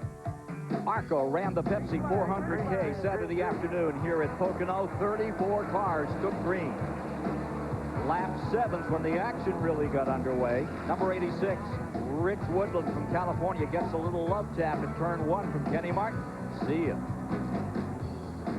75th lap. Watch that red car on the outside. Michigan's Tim Steele from the high side to the bottom and into the lead over Frank Kimmel. That set up Tim Steele for his 7th win of 1997. It marked the 25th win of his career, defeating in second Kimmel and Blaze Alexander third. The ARCA point standings got shuffled. Tim Steele's now on top by 5 over Frank Kimmel. Call 1-800-232-1522 now for a 52-week subscription to Auto Week at the special TV price of just 50 cents an issue. Every week, Auto Week, the first with all the inside news of racing personalities, driving impressions, everything. Call now for Auto Week, 1-800-232-1522. We'll take a quick break and get back to racing here in the Pennsylvania 500. Brought to you by Gladiator and Universal Luxury Bands, the official bands of tracks, teams, and drivers throughout the NASCAR world. Call 1-800-445-2825 for a dealer near you. The Amoco mid-race roundup, 7 leaders, 12 lead changes, and a record-blistering 153.145 miles per hour here on Superstation TBS. Out of race, of the 42 starters, only 2, Robbie Gordon right at the outset, and Dave Marcus. As he said, hardest week he's had in racing in years. For the STP Pit Roundup, we'll start with Glenn Jarrett. Well, Ken, down here, Mark Martin is just now pulling away. He has come back in. He came in for a 4-tire stop a while ago, and he had some damage to the left rear fender, so they brought him in, topped him off, fixed the damage. Also, Dale Earnhardt came in and topped his car off. We thought that maybe we might see Dale Jarrett and the 16 car of Ted Musgrave top off, but they haven't done it. It's going to be close if it goes green, whether these guys can make it on one more stop. Well, I tell you, we're having a blast watching the pit strategy unfold down here. Now, the 24 took 2 tires, right sides. The 88 took no tires, gas only for Dale Jarrett. And crew chief Todd Parrott telling Dale, conserve your gas, take it easy to the end. Let's go to Mike Hogwood. We're in Ricky Craven's pit. He has had one horrible weekend, but something good has finally happened to them. Ricky Craven stayed out on that caution. He got back on the lead lap. He'd gone a lap down. Now Craven on the lead lap, and there are finally some smiles in the Ricky Craven pits. And a few stops for Mark Martin and Dale Earnhardt. They both came in for a gas and go. They feel that now, if we go green, they can go the rest of the way on fuel. Also, Jeff Burton, when he came in, he took on 2 tires and a track bar adjustment. He's still a tad tight. They really wanted to stay out and get 5 bonus points because that points chase, always valuable. Craven has pulled himself up to 14th position. Been running out back all day. So things are perking up a little for that Rick Hendrick team. Getting ready on a restart with Jarrett in front, Musgrave second, Gordon in third, Burton in fourth. But the big story will be the man 21st. Ernie Irvan tucked right in behind the pace car. His teammate, Jarrett, will be trying to put him a lap down when they drop that green flag. Ought to get interesting. Hey, race fans, Budweiser asks, who won? July 18th, 1993, Pocono Raceway. Dale Earnhardt in car number 3 came from 11th position to battle the number 4 of Ernie Irvan early in the race. Meanwhile, Kyle Petty in 42 tried to hold back the blazing fast Ford, number 6 of Mark Martin. Making a strong run to the front from 23rd starting position was Dale Jarrett in car number 18. But who won? Take a look at the contenders. The answer is coming up. Points leader Dale Earnhardt scored his 5th win of 1993 at Pocono. Mark Martin was fastest in final practice, but had to replace the carburetor in his Ford. Engine failure sidelined early race favorite Ernie Irvan. Kyle Petty ran strong, but clutch problems ended his bid for victory. Surviving mechanical problems was Dale Jarrett, but close calls on the track pushed him far back in the field. With all of his major competitors out of the way, Dale Earnhardt was able to cruise to his 58th career Winston Cup win. Who Won was brought to you by Budweiser, the king of beer. This Bud's for you.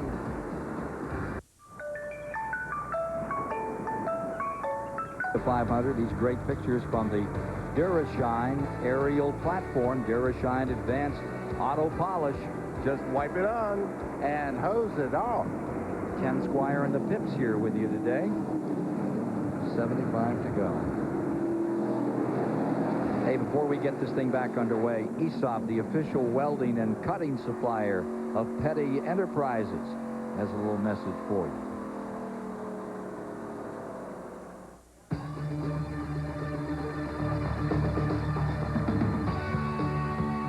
Everybody here in the garage area wants to win races, but the big prize at the end of the year is the Winston Cup Championship, or to finish as high in the points as you can. Now, inevitably, everybody has trouble on the racetrack at some time or another, and the teams bring a lot of equipment to get the cars back on the track to accumulate as many points as possible. With us is Robbie Loomis, the crew chief on the number 43 STP Pontiac. Robbie, you've got a piece of equipment here that's very important to getting back on the racetrack. You're exactly right. You know, we all love to win races, but our ultimate goal is to win the championship. That's where Aesop provides us this great little welder. Anytime we have a wreck on the track, this welder is probably one of the first things brought out.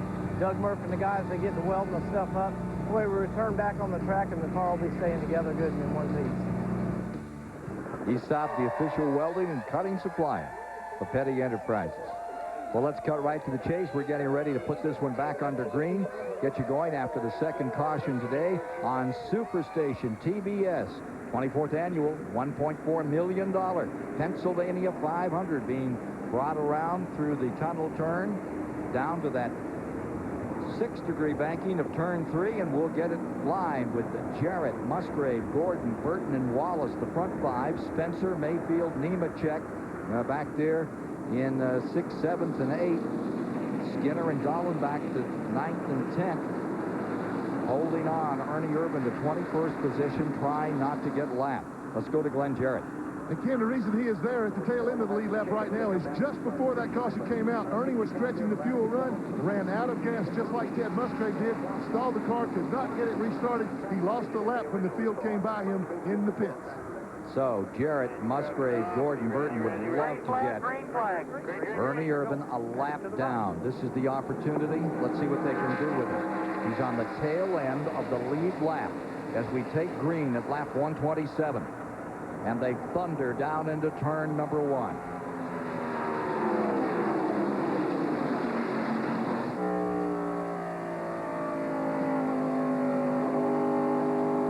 You've got 3 cars that got their lap back on that restart. Not only Ernie Irving, but you've got Ward Burton, and also got Dick Trickle back in the lead lap.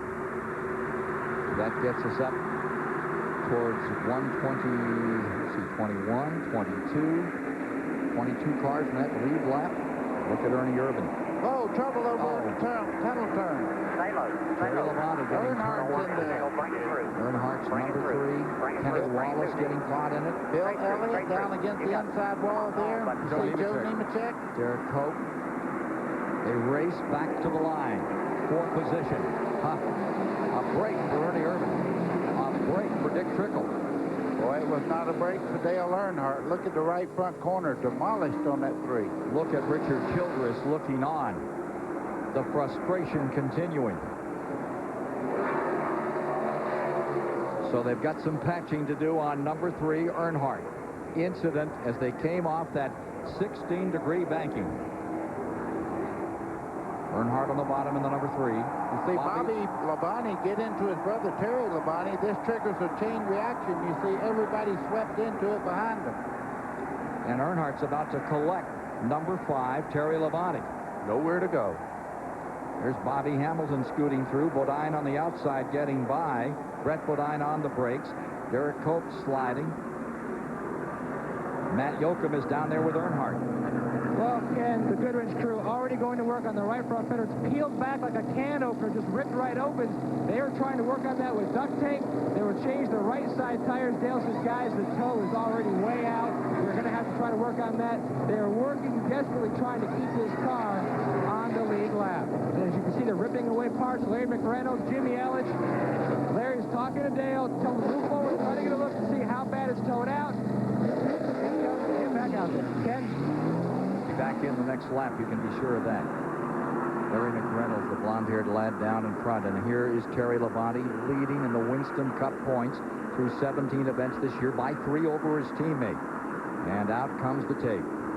Terry Labonte struggled all day long, and that's what happens when you're out there. You're used to racing, and he was out there riding, trying to make the best of a bad situation, got caught up. I wonder if the Labonte brothers ride back and forth to the track together. I don't think they will today. Take a look again. That was after first contact. Whoa, I see one car, Joe Nemechek, went way up in the air in the 42 there. You see him in the middle part of the screen there. He almost got upside down there. Second angle from Mark Martin.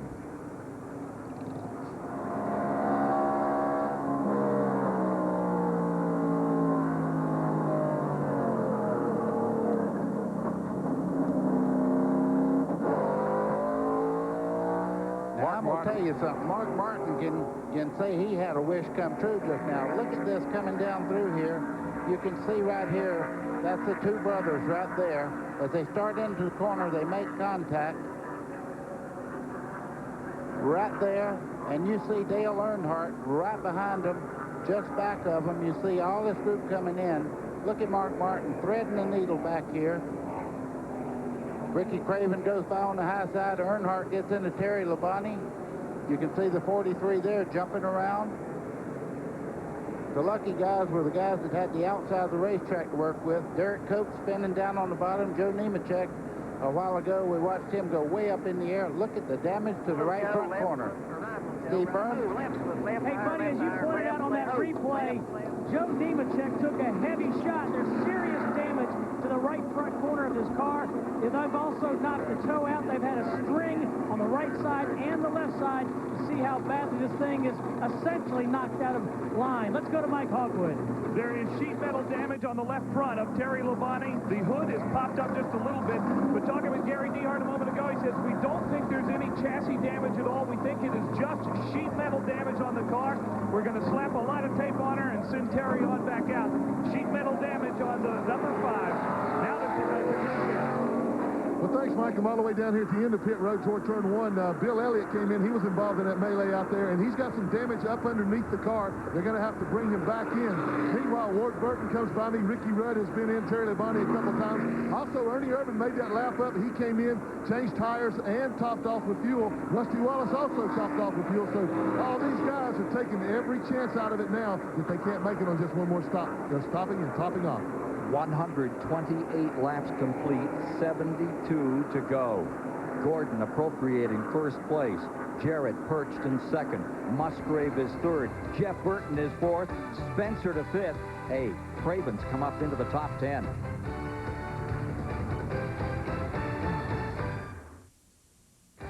Promotional fees and consideration have been paid by the following: Valvoline, Exide, and by Race Shop. Field resuming racing, probably 2 laps away. Guys that have had the Pocono sweeps include Bobby Allison in 82, Bill Elliott in 85, Tim Richmond in 86. Richmond went on to be a 4-time winner here, as did Elliott, as did Darrell Waltrip. Now here is number 3, Earnhardt, back underway, and Matt Yoakum can update us on what's happening with that Richard Childress rig.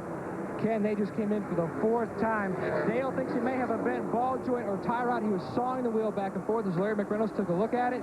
Next time, they think if they still have an extended yellow, they may try to make a right front fender. But right now, Larry and Dale and Richard Childress are talking about that on the radio. So Earnhardt pitting, will take him back some points as of now. Gordon back in front big time. Martin would jump up into second, and Terry Labonte fall all the way from first to third in the Winston Cup standings after 18 and 32 point-counting races. Mark Martin very much making himself a factor once again. He's in 11th. Craven is 10th. And that number 18, Bobby Labonte, who got into the back end of his brother, he's in 9th. Johnny Benson has come up to 8th. Bahari's had some problems here this week. The Bahari racing team, but things looking a lot better for them now. Beautiful shot as the field glides through that very flat third turn. Triangle here on this 2.5-mile track. Every corner different. So whatever you set up for, you're pretty much wrong for the other two. pace car coming, or pace truck coming in, and we're back underway. Gordon in first, Jarrett in second, Musgrave third, Jeff Burton is fourth, Jimmy Spencer is fifth, and it's Skinner, the rookie, in sixth, followed by Benson, Labonte, Craven, the top 10.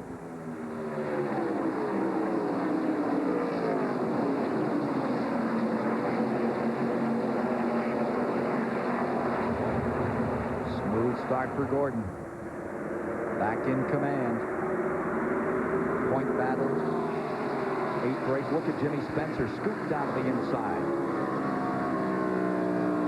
Jeff Burton's bumper cam giving you these pictures as he wheels around. Stays in front of Spencer once again. Through the tunnel turn. Now into that very flat third turn. For the lead, Gordon and Jarrett.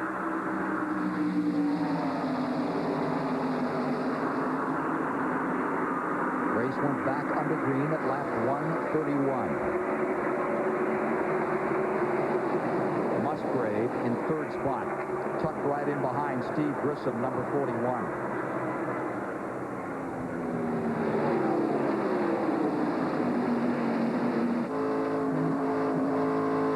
You think they get close in the corners here?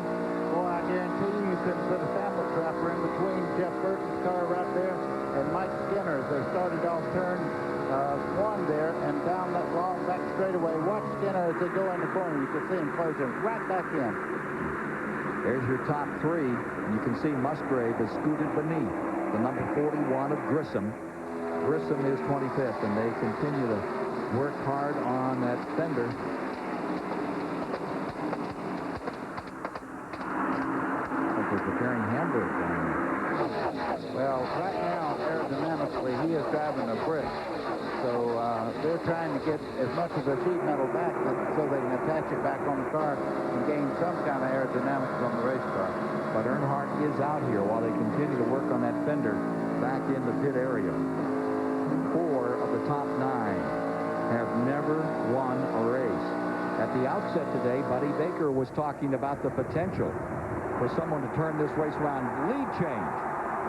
Jarrett to the inside, and the crowd goes wild. 139,000 people up. Yay or nay on this one. Jarrett puts the Ford back in front of Burton. You can see the crowd.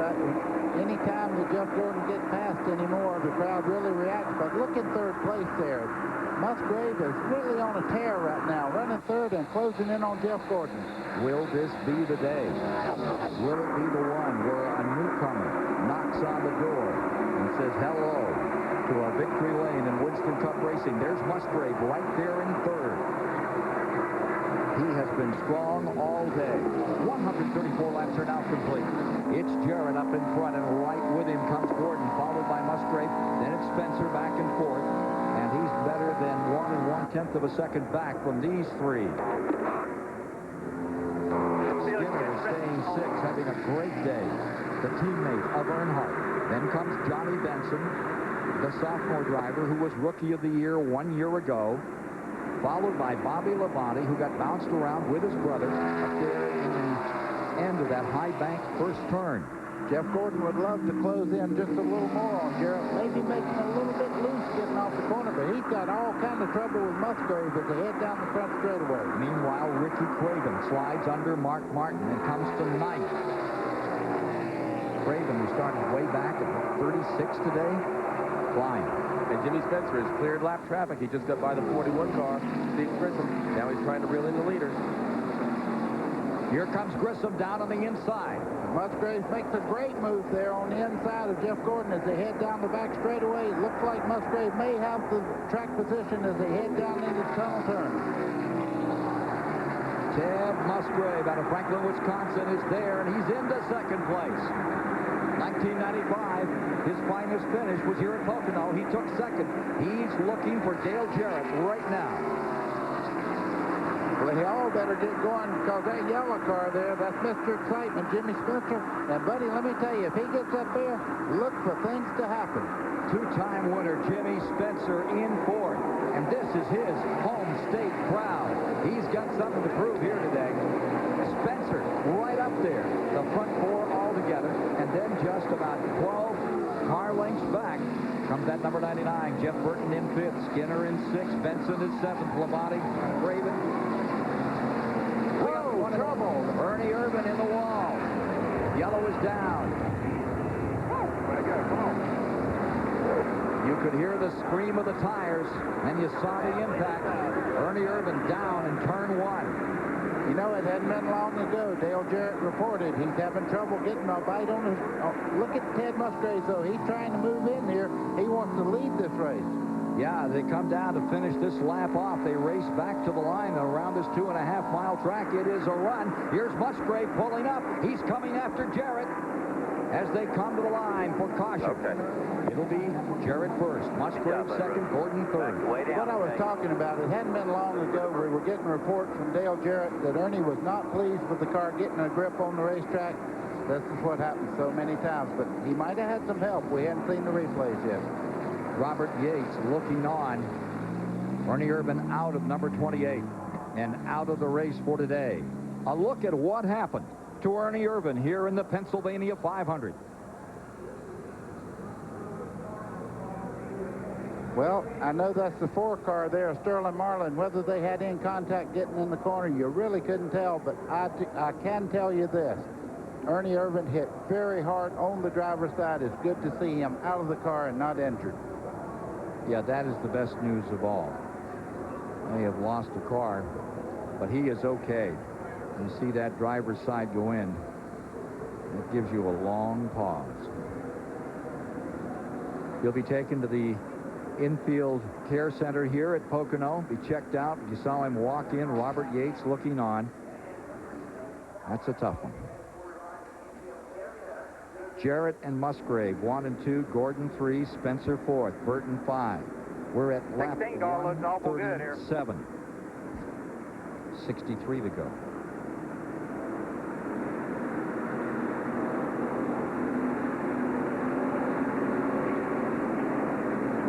Fourth caution of the day. Speed coming down. That record we were running at of 155 miles an hour, that may be a thing of the past. The lead continues to be Jarrett's, but the story of this race is Musgrave, the guy who gave it such a run in '95. Yeah. Oh, a little fake job there. You could see the 88 of Dale Jarrett acting like he's coming in the pit. It looked like Musgrave was going to fall for it. Jarrett pulled back out. Musgrave said, "Oh, no, not this time." From 22nd position, Ted Musgrave ready to challenge for the lead when we take green another time. All right, get that fuel ready. They're going to need it another time.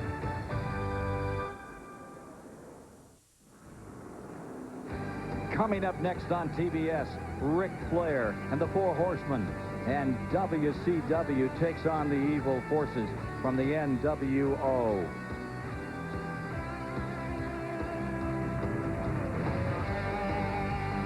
Yes, indeed. WCW Pro Wrestling is next against the New World Order on the Superstation TBS. And to clear up any misunderstanding, that is not Buddy Baker at the 600 charity ball. I'm telling you, looking good, Rick. Ric Flair himself. There's the Weather Channel blimp giving us some additional shots today. And we need some as we get down to finish this one. 139 laps deep into this 200-lap event. This is getting into a real war here today. Ernie Irvan is out, crashing in turn 1. You see the work going on Earnhardt's rig. That's a big break for him, having this caution come out. Larry McReynolds right back to work, patching up the front and trying to get him back. And Matt Yoakum can tell us more. Well, Ken, right now they're working on the front balance. You can see Larry McReynolds pulling it back because when he went down into the grass off the racetrack, it bent that back underneath while Jimmy Elledge is working on the fender. They rebuilt that fender. They wanted a caution, and they got it, but they almost didn't have the fender done. Now, remember, this is all because Earnhardt pitted for a little splash of gas because they figured that if it went green for the rest of the way, they would only have to come in and take on fuel while everybody else would have to pit at least twice. So sometimes you gamble and you win, sometimes you gamble and you lose. Tough year for Irvan. Crashes at Richmond, Texas, Dover, and now at Pocono. Another look on board with Mark Martin. This is what happened to Ernie Irvin. Down on the inside. You know, just for a second there, it looked like Ernie might have gone down almost into the grass with the left front wheel. Yeah, it's hard to tell if the 4-car had kind of pinched it down there or if he got down there. Really, it was just not enough to make the call. We're getting ready to resume. 140 now on the board. Jarrett, Musgrave, Gordon, Spencer, the front four. Hey, Spencer's got something to prove here today. Race fans, you make the call. New LCI residential long-distance customers receive 30 minutes of free domestic calling and the World Card Plus calling card featuring participating NASCAR drivers. Don't delay. Call now. 1-888-TEAM-LCI. Mike Hogwood is standing by with a guy that just had misfortune down here in turn 1. Ernie, what happened? Are you okay? Yeah, I'm all right. You know, it's good people are concerned. We were all concerned, but you know, I just got underneath the 4-car, and you know, he must not have saw me and just come down, and we bumped, and you know, I spun and hit the fence. Well, another day in a couple of weeks. Yep. Ernie Irvin, he's fine, Ken. That's the good news. As we mentioned, when you see that driver's door go flush up against the wall, it really gives you palpitations, buddy. Yeah, exactly. And Ernie's a tough lad. I'll tell you what, most people that would have shook up about. He was a gentleman about it. He just said it was a racing occurrence. He didn't point the finger at anyone. Musgrave in second. Glenn Jarrett can tell us more about that story. Ken, they just had an impromptu team meeting down here. We're looking at Crew Chief James Ince. I want to find, hey, what'd you tell those guys in that meeting? Well, I have a feeling a lot of people would like to know what we told them in that meeting. Basically, what I told them is they're going to have to put a little bit of trust in me, and same thing we told Ted. And there ain't no telling what we're going to do at the end of this thing. Well, we got a report that NASCAR was over here coaching them on how to act in victory lane. I don't think that's the case, but they sure got a great chance of getting there today. Now that's, you want to cast lots in the wrong direction, that's a good right? That's like talking in the no-hitter. Well, Baker said at the outset we'd see a first-time winner. I said it could happen. This racing game is a fickle thing. Dale Jarrett brings him down. Pace truck coming in. Green flag. 141 complete. 59 to go. Jarrett leads them into turn number 1. Ted Musgrave right there in second. Gordon in third. And look at this scramble. Let's see. No, that's the 29 there, Jeff Green on the inside. You see him on the outside taking away some of the racing lines for the guys there, second, third, fourth, and fifth, as they try to get by Green. Of course, he's trying to make up a lap. Chad Little right there. Haven't given him much of a call today. Having a good run. Up in 25th spot. Trying to come back on that lap. Here we are over the tunnel turn with Jarrett and Musgrave first and second, and Gordon sorting himself out. Moved around Spencer. Now Spencer gets back underneath it. And he challenges Green. At number 29, Jeff Green is in 24th position, a lap down. Superstation TBS bringing you live coverage of the 24th annual Pennsylvania 500. Jarrett in front with Musgrave as they march off into turn number 1. And here comes the Jimmy Spencer machine, Mr. Excitement, up into third. Well, they better do something pretty quick because the first 2 cars have checked out right now. This is Jimmy Spencer just ahead of Jeff Gordon. Spencer running extremely well. I'm sure it would mean a lot to him to win this close to his home. Jarrett and Musgrave first and second as they try to check out. Then you see third and fourth, Spencer and Gordon. Steve Burns. Guys, it's amazing how well Jimmy Spencer is running. This is the same car he brought here in June, and he finished only 19th. But they changed the setup completely, and they changed motors this morning. They're concentrating on getting off of turn 3. Gordon comes after Spencer. Spencer doesn't want to give it up. Side by side. Who will lift first? Gordon is there. Spencer wisely lets him through. And while they're battling, the lead two are pulling away. You know, the interesting car right now is the 99 of Jeff Burton. He is moving himself into contention. That car will be a factor before the end of the day. 23 car, Jimmy Spencer stays right here in the front four. Glenn Jarrett can tell us more. Well, remember, if you saw the happy hour show we did on TBS yesterday, remember I talked to Jimmy Spencer at the end of it, and he said he had the worst happy hour he ever had. Nothing went right. They only got 5 laps of practice. None of them really up to speed. They were completely lost, didn't know what the car had for them. And look at him today. This is an amazing turnaround from the trouble they had yesterday to running right up front, contending for the win today. Travis Carter, the crew chief on that particular car right there, many years with Junior Johnson, he knows his stuff. And I'll tell you what, it wasn't all guessing. He knew what he was putting under there.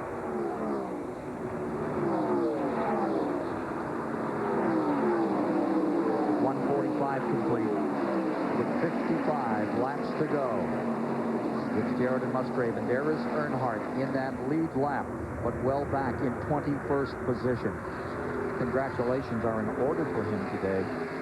Ron Hornaday, that brilliant talent that he has in the Craftsman Truck Series, outstanding race yesterday at Denver, Colorado. Had that field covered, and he did it in just a masterful manner. Bill Elliott in the 94. Look at him.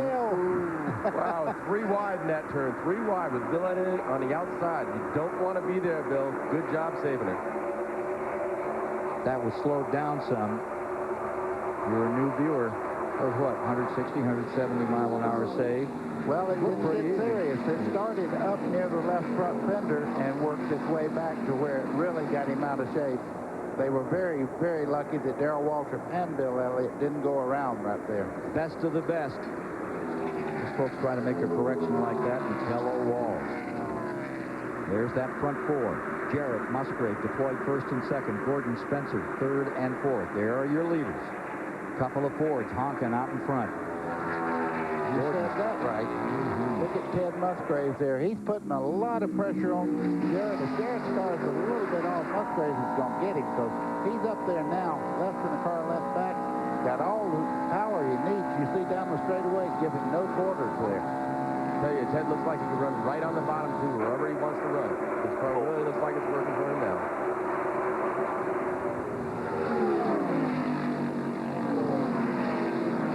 I tell you, it'd be something to see a 16 win today.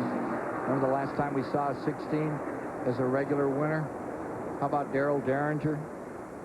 Oh, remember we used to run like the Southern 500 back in the mid-60s? The great Bud Moore and Mercury Comet. Darrell was some driver. Darrell Derringer come down to the Holiday Inn wearing his racing uniform every morning. Get himself right ready to go over there at Daytona. He is missed.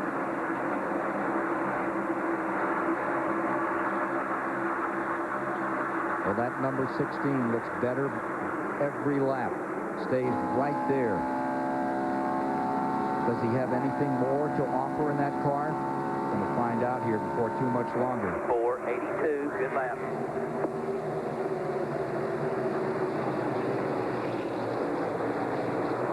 Matt Yoakum, how about it? Well, Ken, the Flying Ace is definitely pulling yeoman duty today. Larry, how is the 3-car now? What's Dale saying about it? Well, we've helped it a bunch by getting the fender back on there. It's just, dadgum, I can't believe that happened. You know, we had a chance to cash in on a fuel mileage deal there, just like Rudd and the rest of them. I knew the 16 was going to be able to do it. And I've always been one that's been leery of putting them in the back of the pack, and it bit us then. But it's a lot better than it was the first run without the fender, but not a whole lot of laps to go and a lot of cars on the lead lap. They've had bad luck at Pocono here in June. They had a broken valve, still finished 10th. It should be a long afternoon today. To 20th goes number 3. Here's number 2, Rusty Wallace. Keep track of him. He's in 10th, and that's Mark Martin right with him. He is in 11th. Craven has fallen to 12th. Trickle is in 13th. Schrader in 14th. You can see Mark Martin close in just a little bit at the end of the straightaway as they head into turn 1. Both cars right down on the bottom of the racetrack as they start off turn 1 here and down the long stretch on the back straightaway there.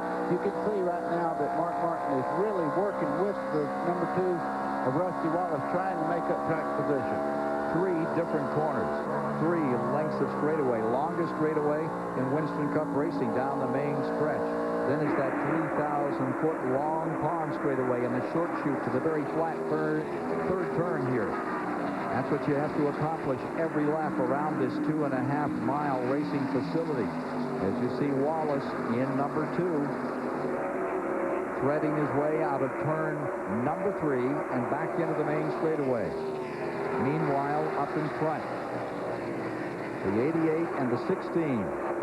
And there's a little bit of interval now. Maybe 7, 8 car lengths. Remember Darlington, March of this year, Jarrett and Musgrave, 1 and 2. Looking at Jeff Gordon in 3rd, Spencer is 4th, and Burton is in 5th. Mike Skinner keeps that Lowe'sburg right there in 6th spot. Ken, you talk about that long front straightaway, the longest in NASCAR. Remember in June, we had a lot of brake trouble. I wonder if that will come into play at all this afternoon. We haven't seen any problems yet, but now's the time of the race when those kind of things are going to start to come into play. Glenn?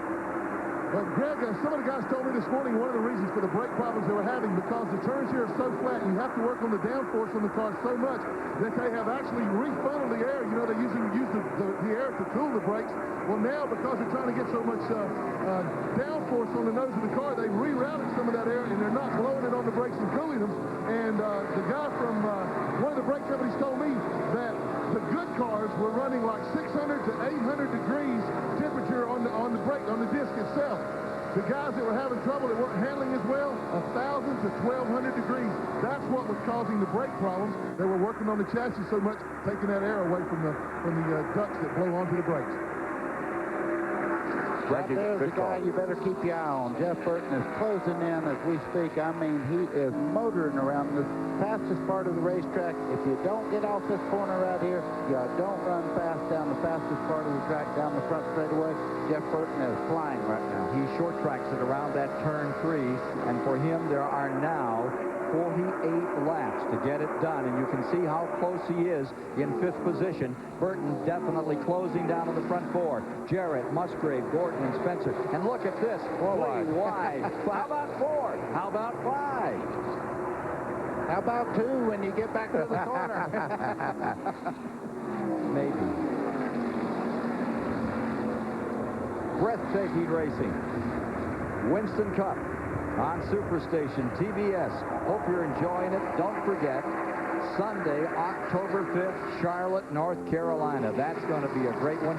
And then later on this year, off to Japan once again. A field of 31 cars already entered for that event. It was fun last year, buddy. Looking forward to it? Oh, you bet. I tell you what, that was more fun than about anything that I've ever done. The race people over there, right at first they didn't know what to think of the Winston Cup, but all of a sudden right away they didn't know what to think of Buddy Baker. Well, going. Hey, I'm not going there, believe me. He had one favorite restaurant. No kidding, Sachs. Mm-hmm. Yeah, he learned one word in Japanese. It was called hamburger. Hamburger? Yeah, right. All right, the Suzuka Thunder Special 100, November the 22nd, here on TBS. Yeah, he wasn't too much on those little raw fishing things at all. They tell me I wouldn't know, but the sake helps that go down. I don't know. Oh, I don't know about that. You don't? Jarrett and Musgrave, 1 and 2. Gordon and Spencer, 3 and 4. And Burton continuing to stay right there. This is going to be fun, folks. Please stay with us on the Superstation live, flag-to-flag coverage of the Pennsylvania 500.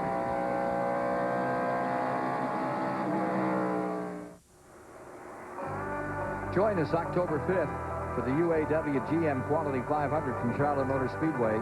1996 Winston Cup champion Terry Labonte, defending champ there. 105 on Sunday, October 5th from the mile and a half. Beautiful Charlotte Motor Speedway. Ken, somebody's made Jeff Gordon a little anxious here. He's moving back into the fray here. He's broke away from Jimmy Spencer and moving closer and closer to the lead 2 Fords there. 157 complete when they come by. 43 to go. Just behind this trio, this duo. Jimmy Spencer, and right with him comes Burton in the 99. And Jeff Burton is hungry. He wants to the front. He wants to get up with the lead 3. Top 5 separated by about 2 seconds. And there he goes. He's making his move to the inside. out of Spencer. Burton on by, makes the pass, takes over fourth spot. Boy, you can see right there, Spencer's car would not hold to the low part of the racetrack. Matt Yoakum can tell us more about this 99. Ken, that was a planned pass. Jimmy Spencer felt that the 99 car of Jeff Burton was a little bit faster. He said, if Jeff gets to me, I will let him by and follow him. Hopefully, both of these Fords can get to the front. Well, he better throw out the anchor because that 99 is saying, I'm sailing to a different sea. Area code 411. I'm gone. Now let's see if he can reel in the lead three.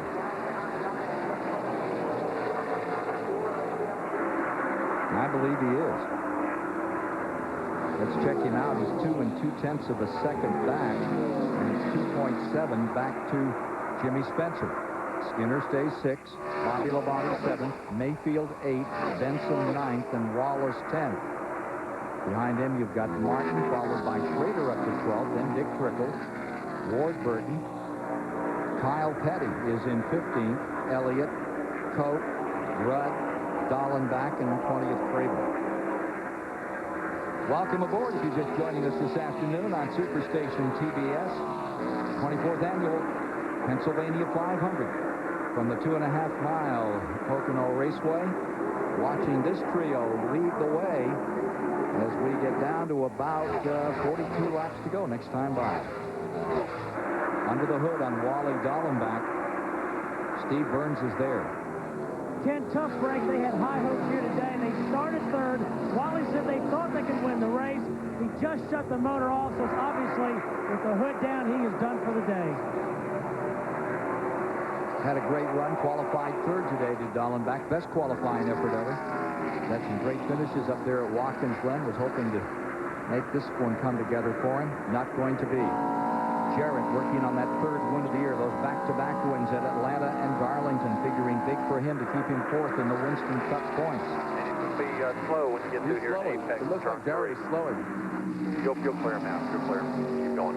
That or Musgrave has really turned it up because he is catching him. He closed 5 car lengths in the tunnel turn between there and turn 3.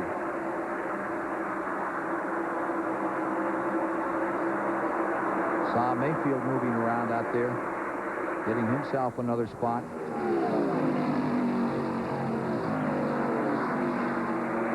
David Green coming in very slowly and going back to the garage area. David Green running 23rd, retires from the event. Now there are 40 laps left in this Pennsylvania 500. Boy, look at that interval right there. First 3 cars as they go across the tunnel turn. You see Terry Labonte, who had trouble earlier, kind of limping around the racetrack here. He's seeing that point chase go down the tube right now as far as him being the leader. The catching up is done by Musgrave, and it seems to be on this flat third corner almost every time around now. Musgrave is really flying through that tunnel turn. He closed a lot of ground there. How's your chance? It looks like the flat part of the track is really working well for that Ford. 4 tires. I'm pretty good here. Steve Burns with Wally Dallenbach. Wally, you guys had a great starting position, some decent pit stops. What happened? Something let go under the hood for the first union car. Shame. I mean, we're getting better and better every week. Guys are doing an awesome job, and the motors and the car, we just need a little bit of luck.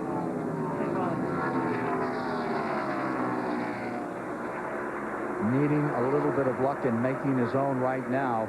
Jeff Burton in the 99 is pulling up on that front 3. That's exactly what I was going to say. You can see what kind of margin they have right now. Jeff Burton closed down some 10 car lengths in the last 3 laps. One more stop. Fill them up. One more stop for tires. Jarrett, Musgrave, Gordon, DJ, the 24 car said you need to be freed up just a little bit and you'll be okay. Equidistant as they can Tires only is all you need. Working just behind them, Jimmy Spencer.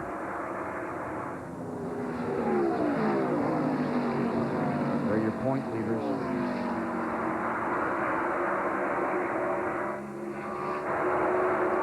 The first of the heavy hitters coming in.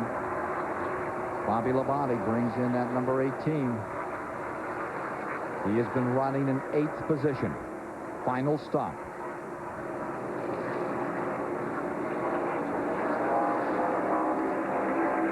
just in front of him, Mike Skinner, who's been running in 6th, and he's away. Skinner went out in 15.08 seconds. You can see the clock. Wow. And some time there, 20.3 before they get Labonte back underway. Leader on pit road.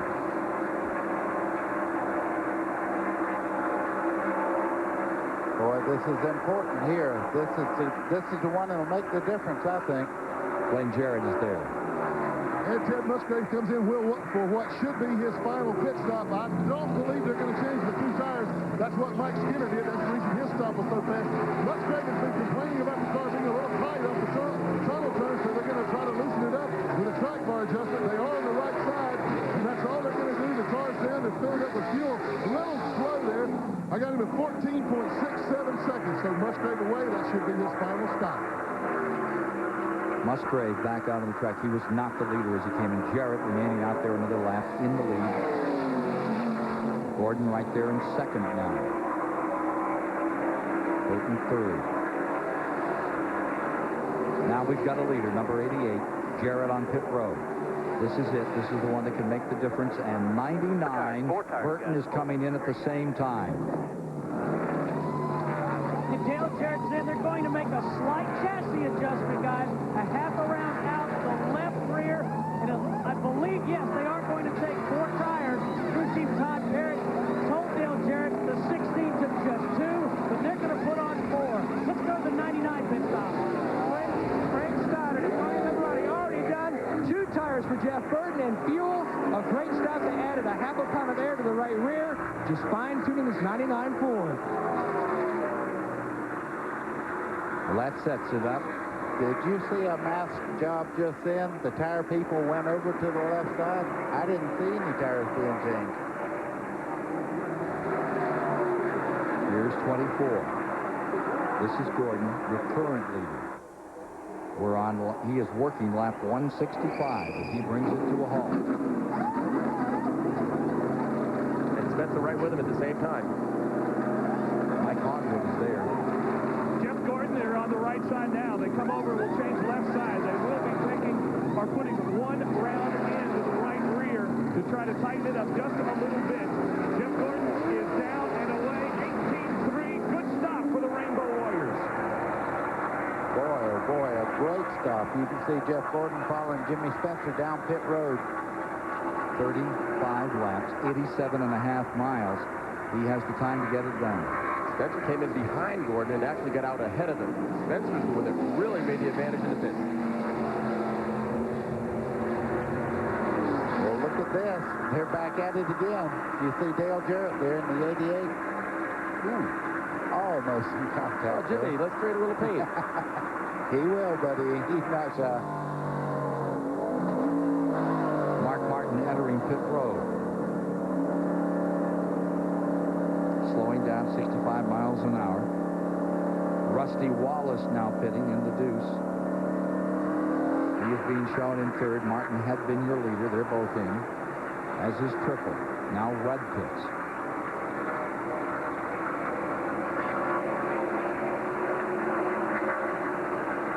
.15.5 and Wallace is away. Matt Yoakum. Ricky Rudd comes to a stop. They are soldiering on today. They were involved in that accident with Dale Earnhardt. They've got rear damage to the car. They worked on the left front. They had a little bit of an oil leak around the oil cooler. He's having 4 tires. Also, Mark Martin is on his way down pit road the next time by. They are done on the pit car. A little bit of trouble on the left front, and he's down and away. Rudd came in 9th. You know, that was very interesting. Some cars took on 2 tires, some took on 4. We'll see what the real...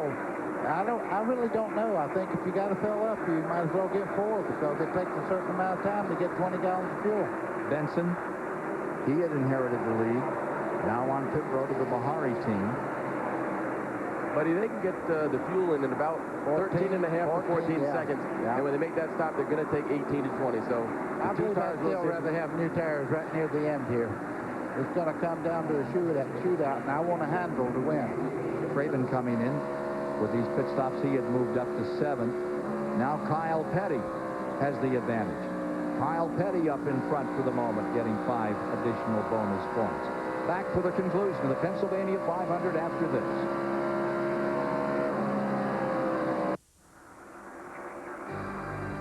Back with you, down for the finish. Pocono Raceway, Pennsylvania 500. It's been a dandy so far, and right now it's a strategy game. With 169 of the 200 laps complete, there you have your leader. It's Kyle Petty, carrying our Econolodge camera, up in first spot. Bill Elliott finds himself second.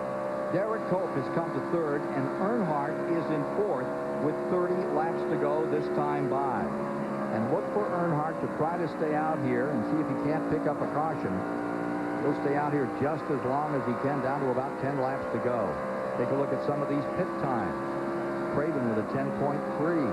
Johnny Benson with a 13.4. Very quick in that time in. Let's get some pit updates out here and go to Glenn Jarrett, the STP Pit Roundup.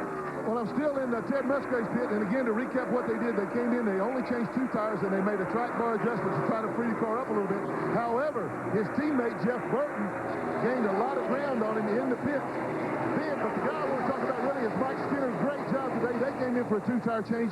When this thing cycles around, Skinner should be in 6th position.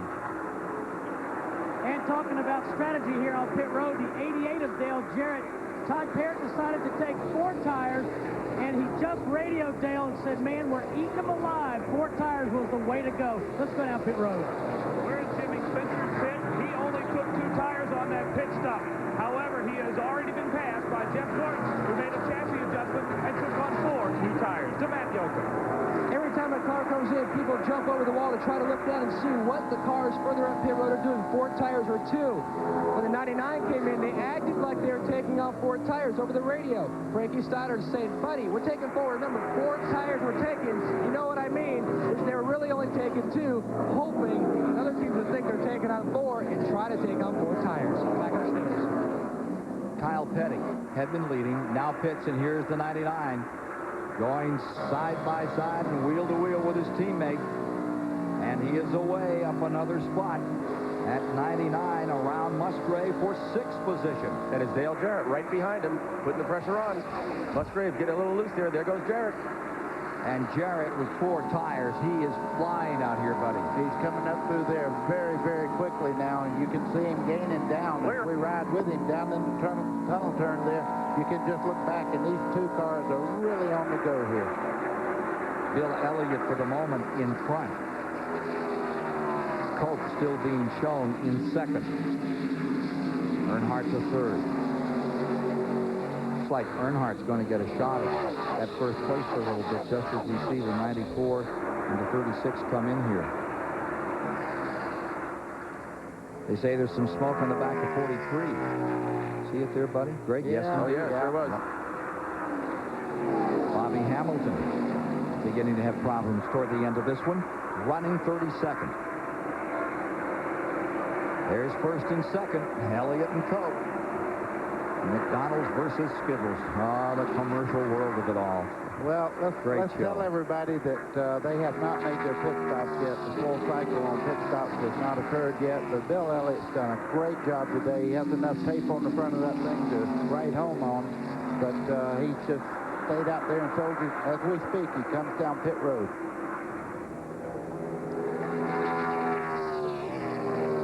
So Bill Elliott comes onto pit road. Derek Cope goes into 1st place. It looks like Jeff Burton is the leader of all the cars that have pitted. When all the cycle finishes, I think that Burton will be on top. Jeff Burton just behind Jeff Bodine. Bodine being shown in 4th, and Rusty Wallace looks like he's coming off the base. The 2-car started as a provisional, ran up to the field, gave it a tremendous run today. To no avail. Number 2, Wallace, retiring from the event. Or do you think he ran it out? I'm looking at the right rear corner of that car. It has a lot of damage on it. Whether that was done earlier in the race or I wouldn't speculate at all. He's going behind pit road, Rusty Wallace. He is out. It's a tough one for a guy who has won here twice in 91 and 96. And here is Derek Cope, Dale Earnhardt, now becomes the new leader as Cope pits. Battle torn, looking a little rumpled and rugged out there. And that number 3 has looked that way on more than one occasion this year, but he rides it out. Battle for second right here. That is all for position. Bodine is not pitted in that number 7. Dale Jarrett, and you could see coming with him there, Jeff Gordon really flying up through there. 4 new tires. Jeff Burton's got his work cut out for him. He's going to hold these boys back. Behind Burton, currently in 4th. Then you have in 5th Jarrett, 6th Gordon. 7th is Musgrave, 8th is Spencer, 9 Skinner, and Mark Martin is in 10th. Showing 25 laps remaining to the end of this Pennsylvania 500. Jeff Burton can pull it off here today, Greg? Boy, I tell you, it's going to really show. These tires is going to be the answer. I don't know that it's going to make it for him. I can see the 88 of Dale Jarrett looking on the inside as they started down the back straightaway there. He just took a peek. I think right now you have to really be patient. These guys that have 4 tires right now just need to be patient. At the right time, draft right by him down the front straightaway. You can see Dale Jarrett closing in as we speak. I mean, he's catching him 2 car lengths every lap now. Jeff Burton in that 99. Remember, the 2 cars in front of him have yet to make a stop. Earnhardt and Burton, or rather Earnhardt only now, Burton. And here is Earnhardt in. This is happening as we complete lap 176. Earnhardt is on pit road. Waltrip is in as well. Matt Yoakum. Well, Ken, Dale Earnhardt comes to a stop. They are not going to take on a full load of fuel because they don't need a full load to go all the way. They're just going to take maybe a can and a half. It's going to be a 2-tire stop.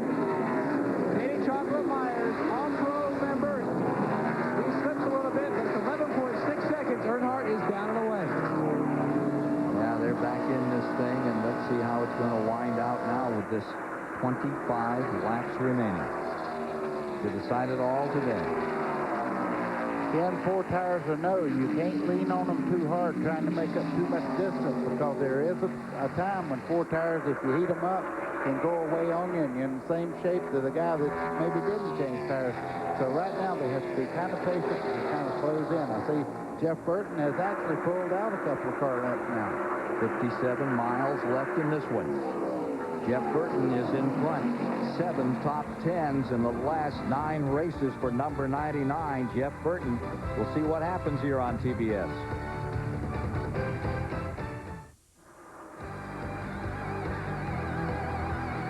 Pocono Raceway, down to the last 47.5 miles of this NASCAR Winston Cup, race number 18. In this greatest of all series in American motorsport for sure, and from the Durashine aerial platform, this view of the sold-out capacity house at the 2.5-mile Pocono International Raceway. The leader is now number 88, Jarrett, as he shot by Jeff Burton, who had become the 14th different leader today. The event record, 15 different leaders, and that goes back to 1987. Let's show you how he took that lead. Well, you can see right here, Jarrett makes a strong move towards the tunnel turn. He moves to the inside, gets that desired groove there, going into the tunnel turn. You see Michael Waltrip on the outside. Made it look pretty easy, Greg. I tell you, sure did. And that was those 4 tires that paid off from there. I think Jeff Burton's going to have his hands full with Gordon now. Live pictures now as you watch 99. Jeff Burton trying to fend off Jeff Gordon. The 2 Jeffs are at it here, trying to chase down Jarrett. As to what happened to Rusty Wallace today, let's hear it from the man himself. Rusty is here, and Rusty, you started with a provisional, and you've made it to the top 10 in no time. You had a great run going for you, Blue Up. Yeah, the car was fast. It was really good today. The motor ran excellent. But, man, we were knocking them off left and right. Everything was going great. And then right there at the end there, we lost an engine. I don't know what happened. It just shut off. That's racing, I guess. So we'll just go on home and see what happened and go to the next race. Rusty Wallace not at all unhappy with today's run. Not at all unhappy with the way the 24 is running. Jeff Gordon takes down the young Jeff, drops him back to 3rd. And again, it was that second turn, the tunnel turn, where the deed was done. Riding with Jeff Burton. Main straightaway. Time running out. Has Gordon got enough to collect Jarrett? He's done it before this season. Trying to stay with you right through to the finish now, unless there is a caution period. Ned Jarrett must be excited today. He was with us yesterday out in Colorado to see that truck race. Looking forward to seeing if Dale was going to put his third checkered flag hat on here today. Take a look at the records, the race summary. Record 16. We've had, actually, I think we've had 15 to Burton, haven't we? Lead changes, 23. 4 cautions. I don't remember 4 cautions. This thing like it run all day long under the green. These guys are really getting with it here.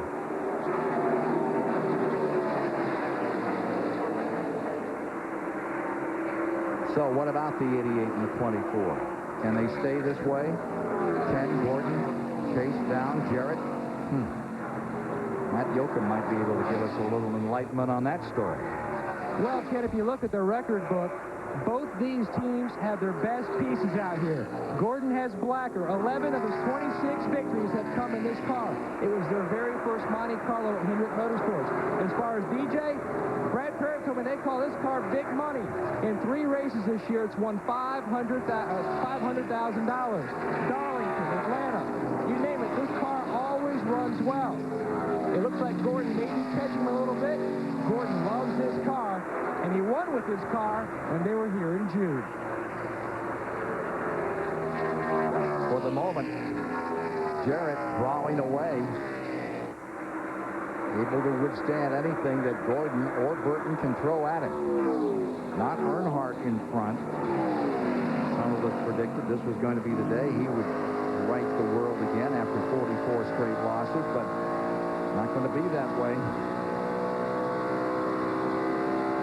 For the number 3 car, it's 16th position right now with 15 laps remaining for Earnhardt. The 16 car, Musgrave, now 4th. What's happened to him, Glenn? Well, as we speculated, the 2 tire change was the big difference with Musgrave. His car was loose before he came in a little bit. Actually, excuse me, it was really tight. When they only put 2 tires on the car, it really loosened it up. So the left side tires have kind of given up. The car is very, very loose right now. He's just trying to hang on and finish 4th. Jimmy Spencer's going to give him a run for 4th place if he's not careful. Jarrett by better than a second in front of Gordon. Burton staying 3rd, Musgrave 4th, Jimmy Spencer 5th, and the rookie Mike Skinner in 6th. And you have Martin, Mayfield, Kyle Petty, and Bobby Labonte rounding out the top 10. Doing a complete field rundown here, so I'll keep track of your favorites. The 88 car, Steve, of Dale Jarrett out here this afternoon. Steve Burns, everything all right with him? Well, actually, Ken, no. The end of this race is not a foregone conclusion. Dale Jarrett just radioed in and said this thing is getting tight and it's getting worse and worse. So he's got his hands full with 14 laps to go. But he leads by a little more. 1 4/10 of a second now. What they're talking about is the car about right this point in the corner right there does not want to turn. You see it moving up the racetrack there as he goes by Bobby Hamilton, who's struggling right at the moment. Had a little bit of smoke coming out earlier, but the car is not sticking to the bottom of the racetrack to suit Jarrett. And what that does, it really builds up heat in the right front and makes it give up even more as it starts pushing. Checking the interval this time by to see if Jarrett can sustain this 1 4/10 of a second advantage. Dale Jarrett over Jeff Gordon in 2nd spot. The 95 winner. Winner at Atlanta, winner at Darlington, and back-to-back events this season has it for the moment. Surprisingly enough, with Jarrett leading, the pressure is on him. You know, with the car tightening up like this, he doesn't know how hard to run the car. The harder he runs it to keep the lead, the more the car will tighten up, heating up that tire. And the only way to make it quit pushing is to back out of the throttle. If it ever takes off with the wall, you can't turn the wheel more and make it turn. You have to back out of the throttle to make the tire stick to the racetrack. Right, and he's only got 1.4-second lead. He can't afford to back off, so he's really between a rock and a hard place. And it's down to 1-3. The great Ned Jarrett, two-time Winston Cup champion, has said of Dale, he's a much better race driver than I ever dreamed of being because he's such a great athlete. He takes a lot of bad along with good because of his name, but he's proven to be his own man. No finer tribute from a father to a son. Well, you can see this isn't just a Sunday afternoon ride. No, he's fighting for everything he's getting out there. Tough battle. Not much hope on that one. He has struggled all day in the rear. Terry Labonte struggling all day. Came in as the point leader. Now in 36th position. Started the day 21st and it got worse. But for Jeff Gordon, he came in here 3 points behind Labonte. The day is as beautiful as the skies over Pennsylvania. Gorgeous day for a race. Temperatures have been perfect all day. We've had, what, 4 cautions today? 4 and only 4. And the average speed is staying right at, we'll check that for you, 10 laps this time by. Can Dale Jarrett do it? As of now, Gordon would be your leader. Mark Martin goes to second. Terry Labonte falls all the way to third from first. The average speed now down to 141, so that's under the record 144.8. That's owned by Wallace from 96. Todd Parrott doing a little coaching here for Jarrett as we get down to the end. 10 to go. 10 to go. I'll tell you what, I'd like to have a car that would run that fast pushing. I'm going to tell you, he's given up very little to Jeff Gordon. Jeff's going to have to just whittle away because Jarrett has backed his pace up and really got the car to handling and really matching the racetrack now. And he's got that interval back where he wanted it. He sure does. Now it's money time, and Dale Jarrett has shown he's up to the task. But remember earlier, here's Kenny Wallace pitting, and there you see the interval, first to second. Talking about how that number 88 was handling there. But let's talk about something else. You know what it takes to lose that advantage? One slide, one turn. Just go in a little bit wide, lose concentration, or just go in over a lap car, and all of a sudden you're out in the gray stuff, and they're up on you just like that, and that deficit is cut. And, you know, at the end of the day, that's when it's hard to keep that concentration. The heat is there. That's why I felt that the pressure was on Jarrett, but he's up to the task. It's pretty hard to find any of these guys who get these rides in these chairs who aren't up to the test. These are the best of the best. Not saying anything about anybody, but we watched Ernie Irvin just miss the line at the Brickyard last year just by one tire whip, and he got out the loose stuff and lost the lead to Dale Jarrett just like that. Here's Jimmy Spencer in 5th, trying to hold off Mike Skinner in 6th. Mike Skinner, Craftsman truck champion of NASCAR a year ago. And look at Skinner coming on after Jimmy. This could get interesting. Mike Skinner has a wealth of knowledge as far as driving in the truck division. He was unbeatable. I think in a year or so, he's getting more seat time. He's getting more up towards the front. I think he's a real force. 8 laps to go. This show is not over. He's in there. Don't forget, Dale Jarrett and at the Dover with Jeff in the 24 car, they had action right at the end. This is not over. Anything can happen. Take a look at Skinner down on the inside, fighting with Spencer. Although we're not showing this right now, the 10 car of Ricky Rudd is coasting through the tunnel turn. It looks like he's having a problem right near the end of the race here. Bad day for Rudd as he falls to 19th, but this is such a good slugfest right here. Look at Skinner. Looking his man over. Wants to shoot down to the inside off that tunnel turn. Skinner's fuel mileage will be the closer here. He pitted on lap 161 he was in. That left 39 laps. The most laps he had run today was 38. Boy, is that a nail and a hammer going at it right there. I was looking. There's Mark Martin in 6th, right behind them there. You see him coming into view. In 7th. Jarrett trying to build on the lead up over 1 and 6/10 seconds. Rudd slowly on the pit road. Mark Martin giving you these pictures now as he tries to work to the inside on Skinner. Skinner in 31 is 6. Martin back there in 7.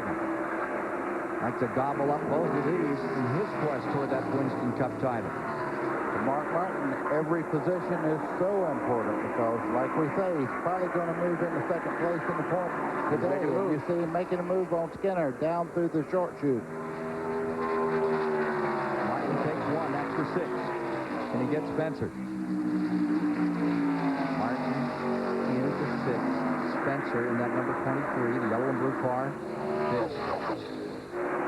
Spencer has said, I'm not afraid of anybody. I'll run with anyone out there. And he's going to get a chance to run against one of the very best because here comes Mark Martin out of Batesville, Arkansas. And if there's one guy who is consistent and tough and strong in any race he enters, it's this guy, Mark Martin. I love to watch him race. And look at Mark, looking to the outside of the turn.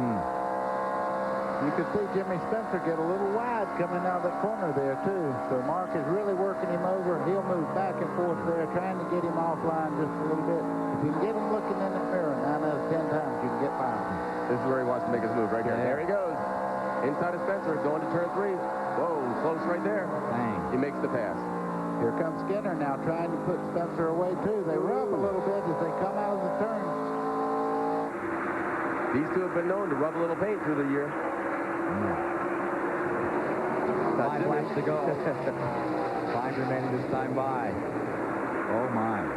Oh, my is right. Skinner and Spencer side by side. Don't go home. Don't adjust your set. Look at Spencer trying to take that line away from him on the inside. Just, woohoo, I hope Skinner knows he's down there.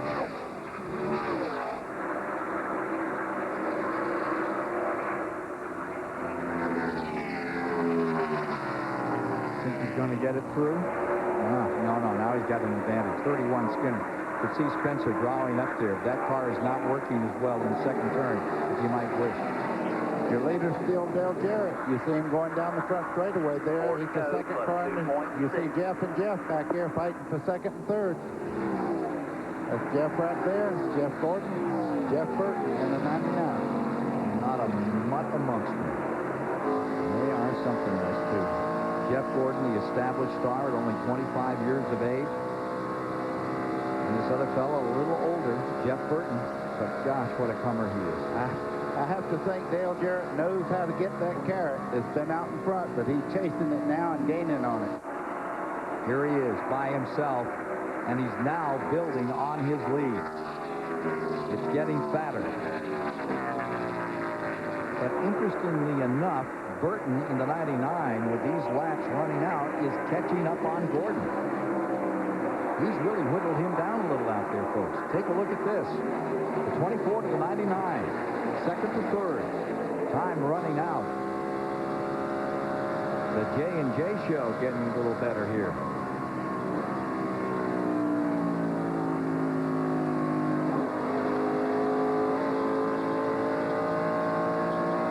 Definitely closing up is Jeff Burton for second spot.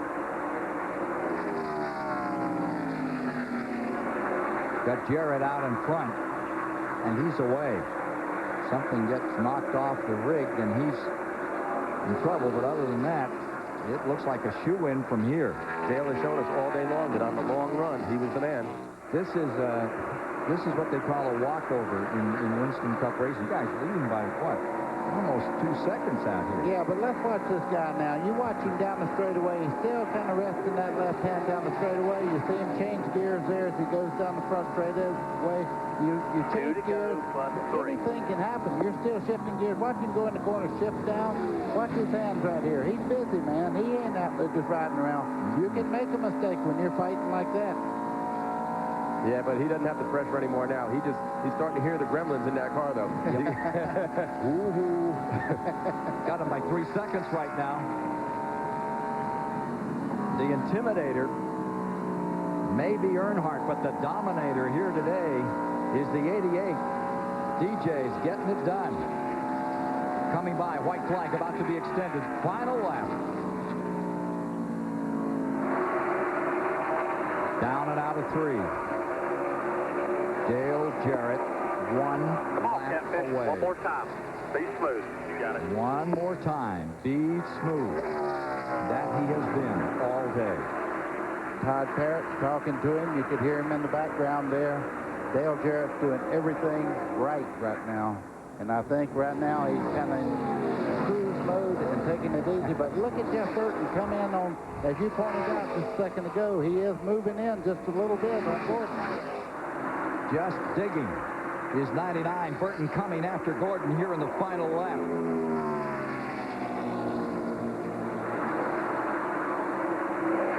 Jarrett swings it around for the final time, out to the wall. Short shoot. Pulls away. Gordon seems to have him covered again. Gets back a couple of car lengths from Burton. Checkered flag about to be extended. And the winner of the 24th annual Pennsylvania 500. Got the best in the world right there, boys. Good job, DJ. Finally got this Pocono. Good job, DJ. Dale Jarrett has done it. Yeah, the kid looked good. Hope you're feeling a little better after you saw that one today. Yes, indeed. It's Dale Jarrett headed for victory lane. We'll be there to join him in just a moment. Be a pretty happy occasion for those folks. Gordon gets second, Burton third, Musgrave finishes in fourth. Good job from the 28, guys. This piece of hardware is headed for Hickory, North Carolina. And let's meet the man who's going to take it home. The Pure Later Winner's Circle. Here's Steve. And Dale Jarrett climbing out of the car. This is his third win of 1997 and his second victory in a Robert Yates car at Pocono. The last time came in the 28 car. Celebrating with the crew, Barry Swift, Tommy Mullis, the Parrott brothers. Boy, Dale, you guys showed a little bit of everything today. Pit strategy, and I know at the end of the race you were getting tight. Well, it takes a little bit of everything, you know. These guys do such a terrific job. Todd did a great job of calling for 4 tires there. Engine's just awesome. Steve Allen, Doug Yates, Robert Yates, everybody in the engine shop, just fantastic. This baby here has won 3 races this year. This is just an awesome race car. But, you know, we've been close, just couldn't quite get it. I want to say hey to Kelly and my kids, Jason, Natalie, Carson, Zachary. This one's for you. Sorry you weren't here. Been here for the rest of them. I'll see you in a couple of days when I get home from Indy. Dale, we heard with about 20 laps to go, you were telling the crew that you're getting tight, but then at the end you were able to pull away. Why was that? Well, the car freed up a little bit, and I found a line that worked a little bit better with the tight race car. And so, you know, I just backed off, and, you know, I was running awful hard trying to pass Jeff Burton and get away from Jeff Gordon. And I was probably making it push a little more than it needed to, and then I calmed down a little bit, and everything was okay. All right, great victory. Let's go to Glenn Jarrett. Well, I'm standing by with Jimmy Spencer down here, guys, and we're out in the middle of a parking lot. So what are you doing out here, man? Great run. Thanks, man.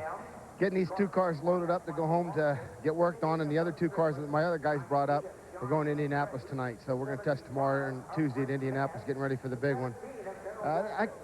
We had a decent run today. I mean, I'm pretty happy with a top 10 finish, but we had a lot better car than if we would have got it adjusted yesterday afternoon during happy hour. Lost that whole hour, and it really hurt us. And then we got it adjusted towards the last 40 or 50 laps and went too far in the last pit stop. When we did that, it got real loose and ended up costing us 4th, 5th spot. But we'll take it because it's been some tough luck lately. But Campbell team's worked hard, and look forward to next week at Indianapolis. I'm sure he does. He runs well there. Let's go back up top to Ken Squire. Now the Plastic Coat Winning Finish Award. Plastic Coat, the official spray paint of NASCAR, proud to sponsor this award that goes to Todd Parrott. Presented $3,000 to the crew chief of the highest finishing Winston Cup team participating in Plastic Coat's award program. And at the end of the year, it's worth some $50,000. Congratulations to Todd. With Jeff Gordon, here's Matt Yoakum. Ken, Jeff Gordon made a gallant effort, coming back to finish second today. Better yet, he takes the points lead by 69 points. Congratulations, Jeff. Thank you. You know, it was a good race for us today, and we're happy to come home second and get some momentum as we go into Indianapolis. But you know, we had to fight hard all day today. You know, till those cautions came out, it was just me and Jarrett. But then you know, we had to throw Musgrave and Burton into that thing, and they were pretty tough. So you know, we're just happy to have a Chevrolet up there because it was pretty tough on them today. Congratulations. Another guy who had a good run today was Jeff Burton. He battled back from a crash car on Friday, Mike Hogwood is with him. Yeah, Jeff, a good run today, a strong top 5 finish. I know you're happy with it. We are happy. You know, I got a good car in trouble the other day. We had to get a backup car off, but Holliver race cars are really good race cars. We got a little tight when we put on 2, and we just found out that the right rear was equalized, so that didn't help us any either. But I held the 88 off as long as I could. I blocked him. I drove him pretty bad there for a while, and finally he got a run on me, and I just couldn't do anything with him. But it's a good day for Roush racing. 3rd, 4th, and 5th, and Winston Cup racing is pretty respectable. Ken Squire, strong run today for one of the bright young stars in the sport, Jeff Burton. Bright star. Jeff Burton, a lot more to be heard from him. 11th career win for Jarrett, 11th win for Ford this year. Back with more in a moment. The Pennsylvania 500 on TBS is brought to you by Miller Lite, to remind you that anything can happen at Miller Time. By Econo Lodge. Spend a night, not a fortune, at Econo Lodge. By Mobile Motor Oil. At Mobile, we've been changing oil for over 125 years. And by Napa Auto Parts. We keep America running. Coming up next, WCW Pro Wrestling here on Superstation TBS. Next race, Charlotte Race Weekend, the All-Pro Bumper-to-Bumper 300 on Saturday. Then coming up on Sunday, Winston Cup Racing, October 5th, the UAW GM Quality 500. Great day of racing here in Pennsylvania today. Let's take a look at the results, get a quick comment from Buddy Baker. Well, I just think that Jack Roush is so close to just dominating this thing. 3rd, 4th, and 5th. Great run by Mark Martin again. And Greg Sachs, nice to have you with us today. Hope you enjoyed it. Thanks. How about Dale Jarrett? Told me he needed to put the pressure on the leaders. He did it. Didn't he, though? All day long. Gave it such a great run. Take a look at these final standings, folks. The very best of the best, the Winston Cup stars, with their final performance at Pocono, Pennsylvania for 1997. And my, didn't they shine out here today. Looked like a record crowd was on hand to enjoy this moment in Winston Cup racing. Well, the field will move on. This is the 18th race. Let's take a quick look at the points here, buddy, as we get down to the end of this one and the folks begin to file out. Point standings after today. Boy, Jeff Gordon, everything's going right. Mark Martin just 64 back, though. Yes, indeed. Charlie Bonnie, 114, and Dale Jarrett tied at 114. 28 years ago today, it was Neil Armstrong walking on the moon, that history-making moment. And today was a small adventure that still represents that spirit of American adventure, that willingness to reach out beyond the limits and go just one step further, one step better. Congratulations are in order for Dale Jarrett in number 88, for Glenn Jarrett, Mike Hogwood, Steve Burns, Matt Yoakum, Buddy Baker, Greg Sachs. I'm Ken Squire. So long, everybody, from Superstation TBS.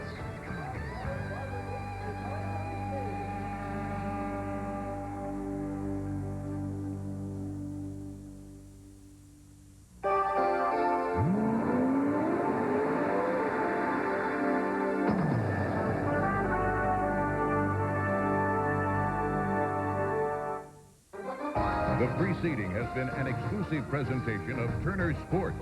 In 1998, cable television's exclusive hosts for the 18th Olympic Winter Games from Nagano, Japan, and the 4th Goodwill Games from New York.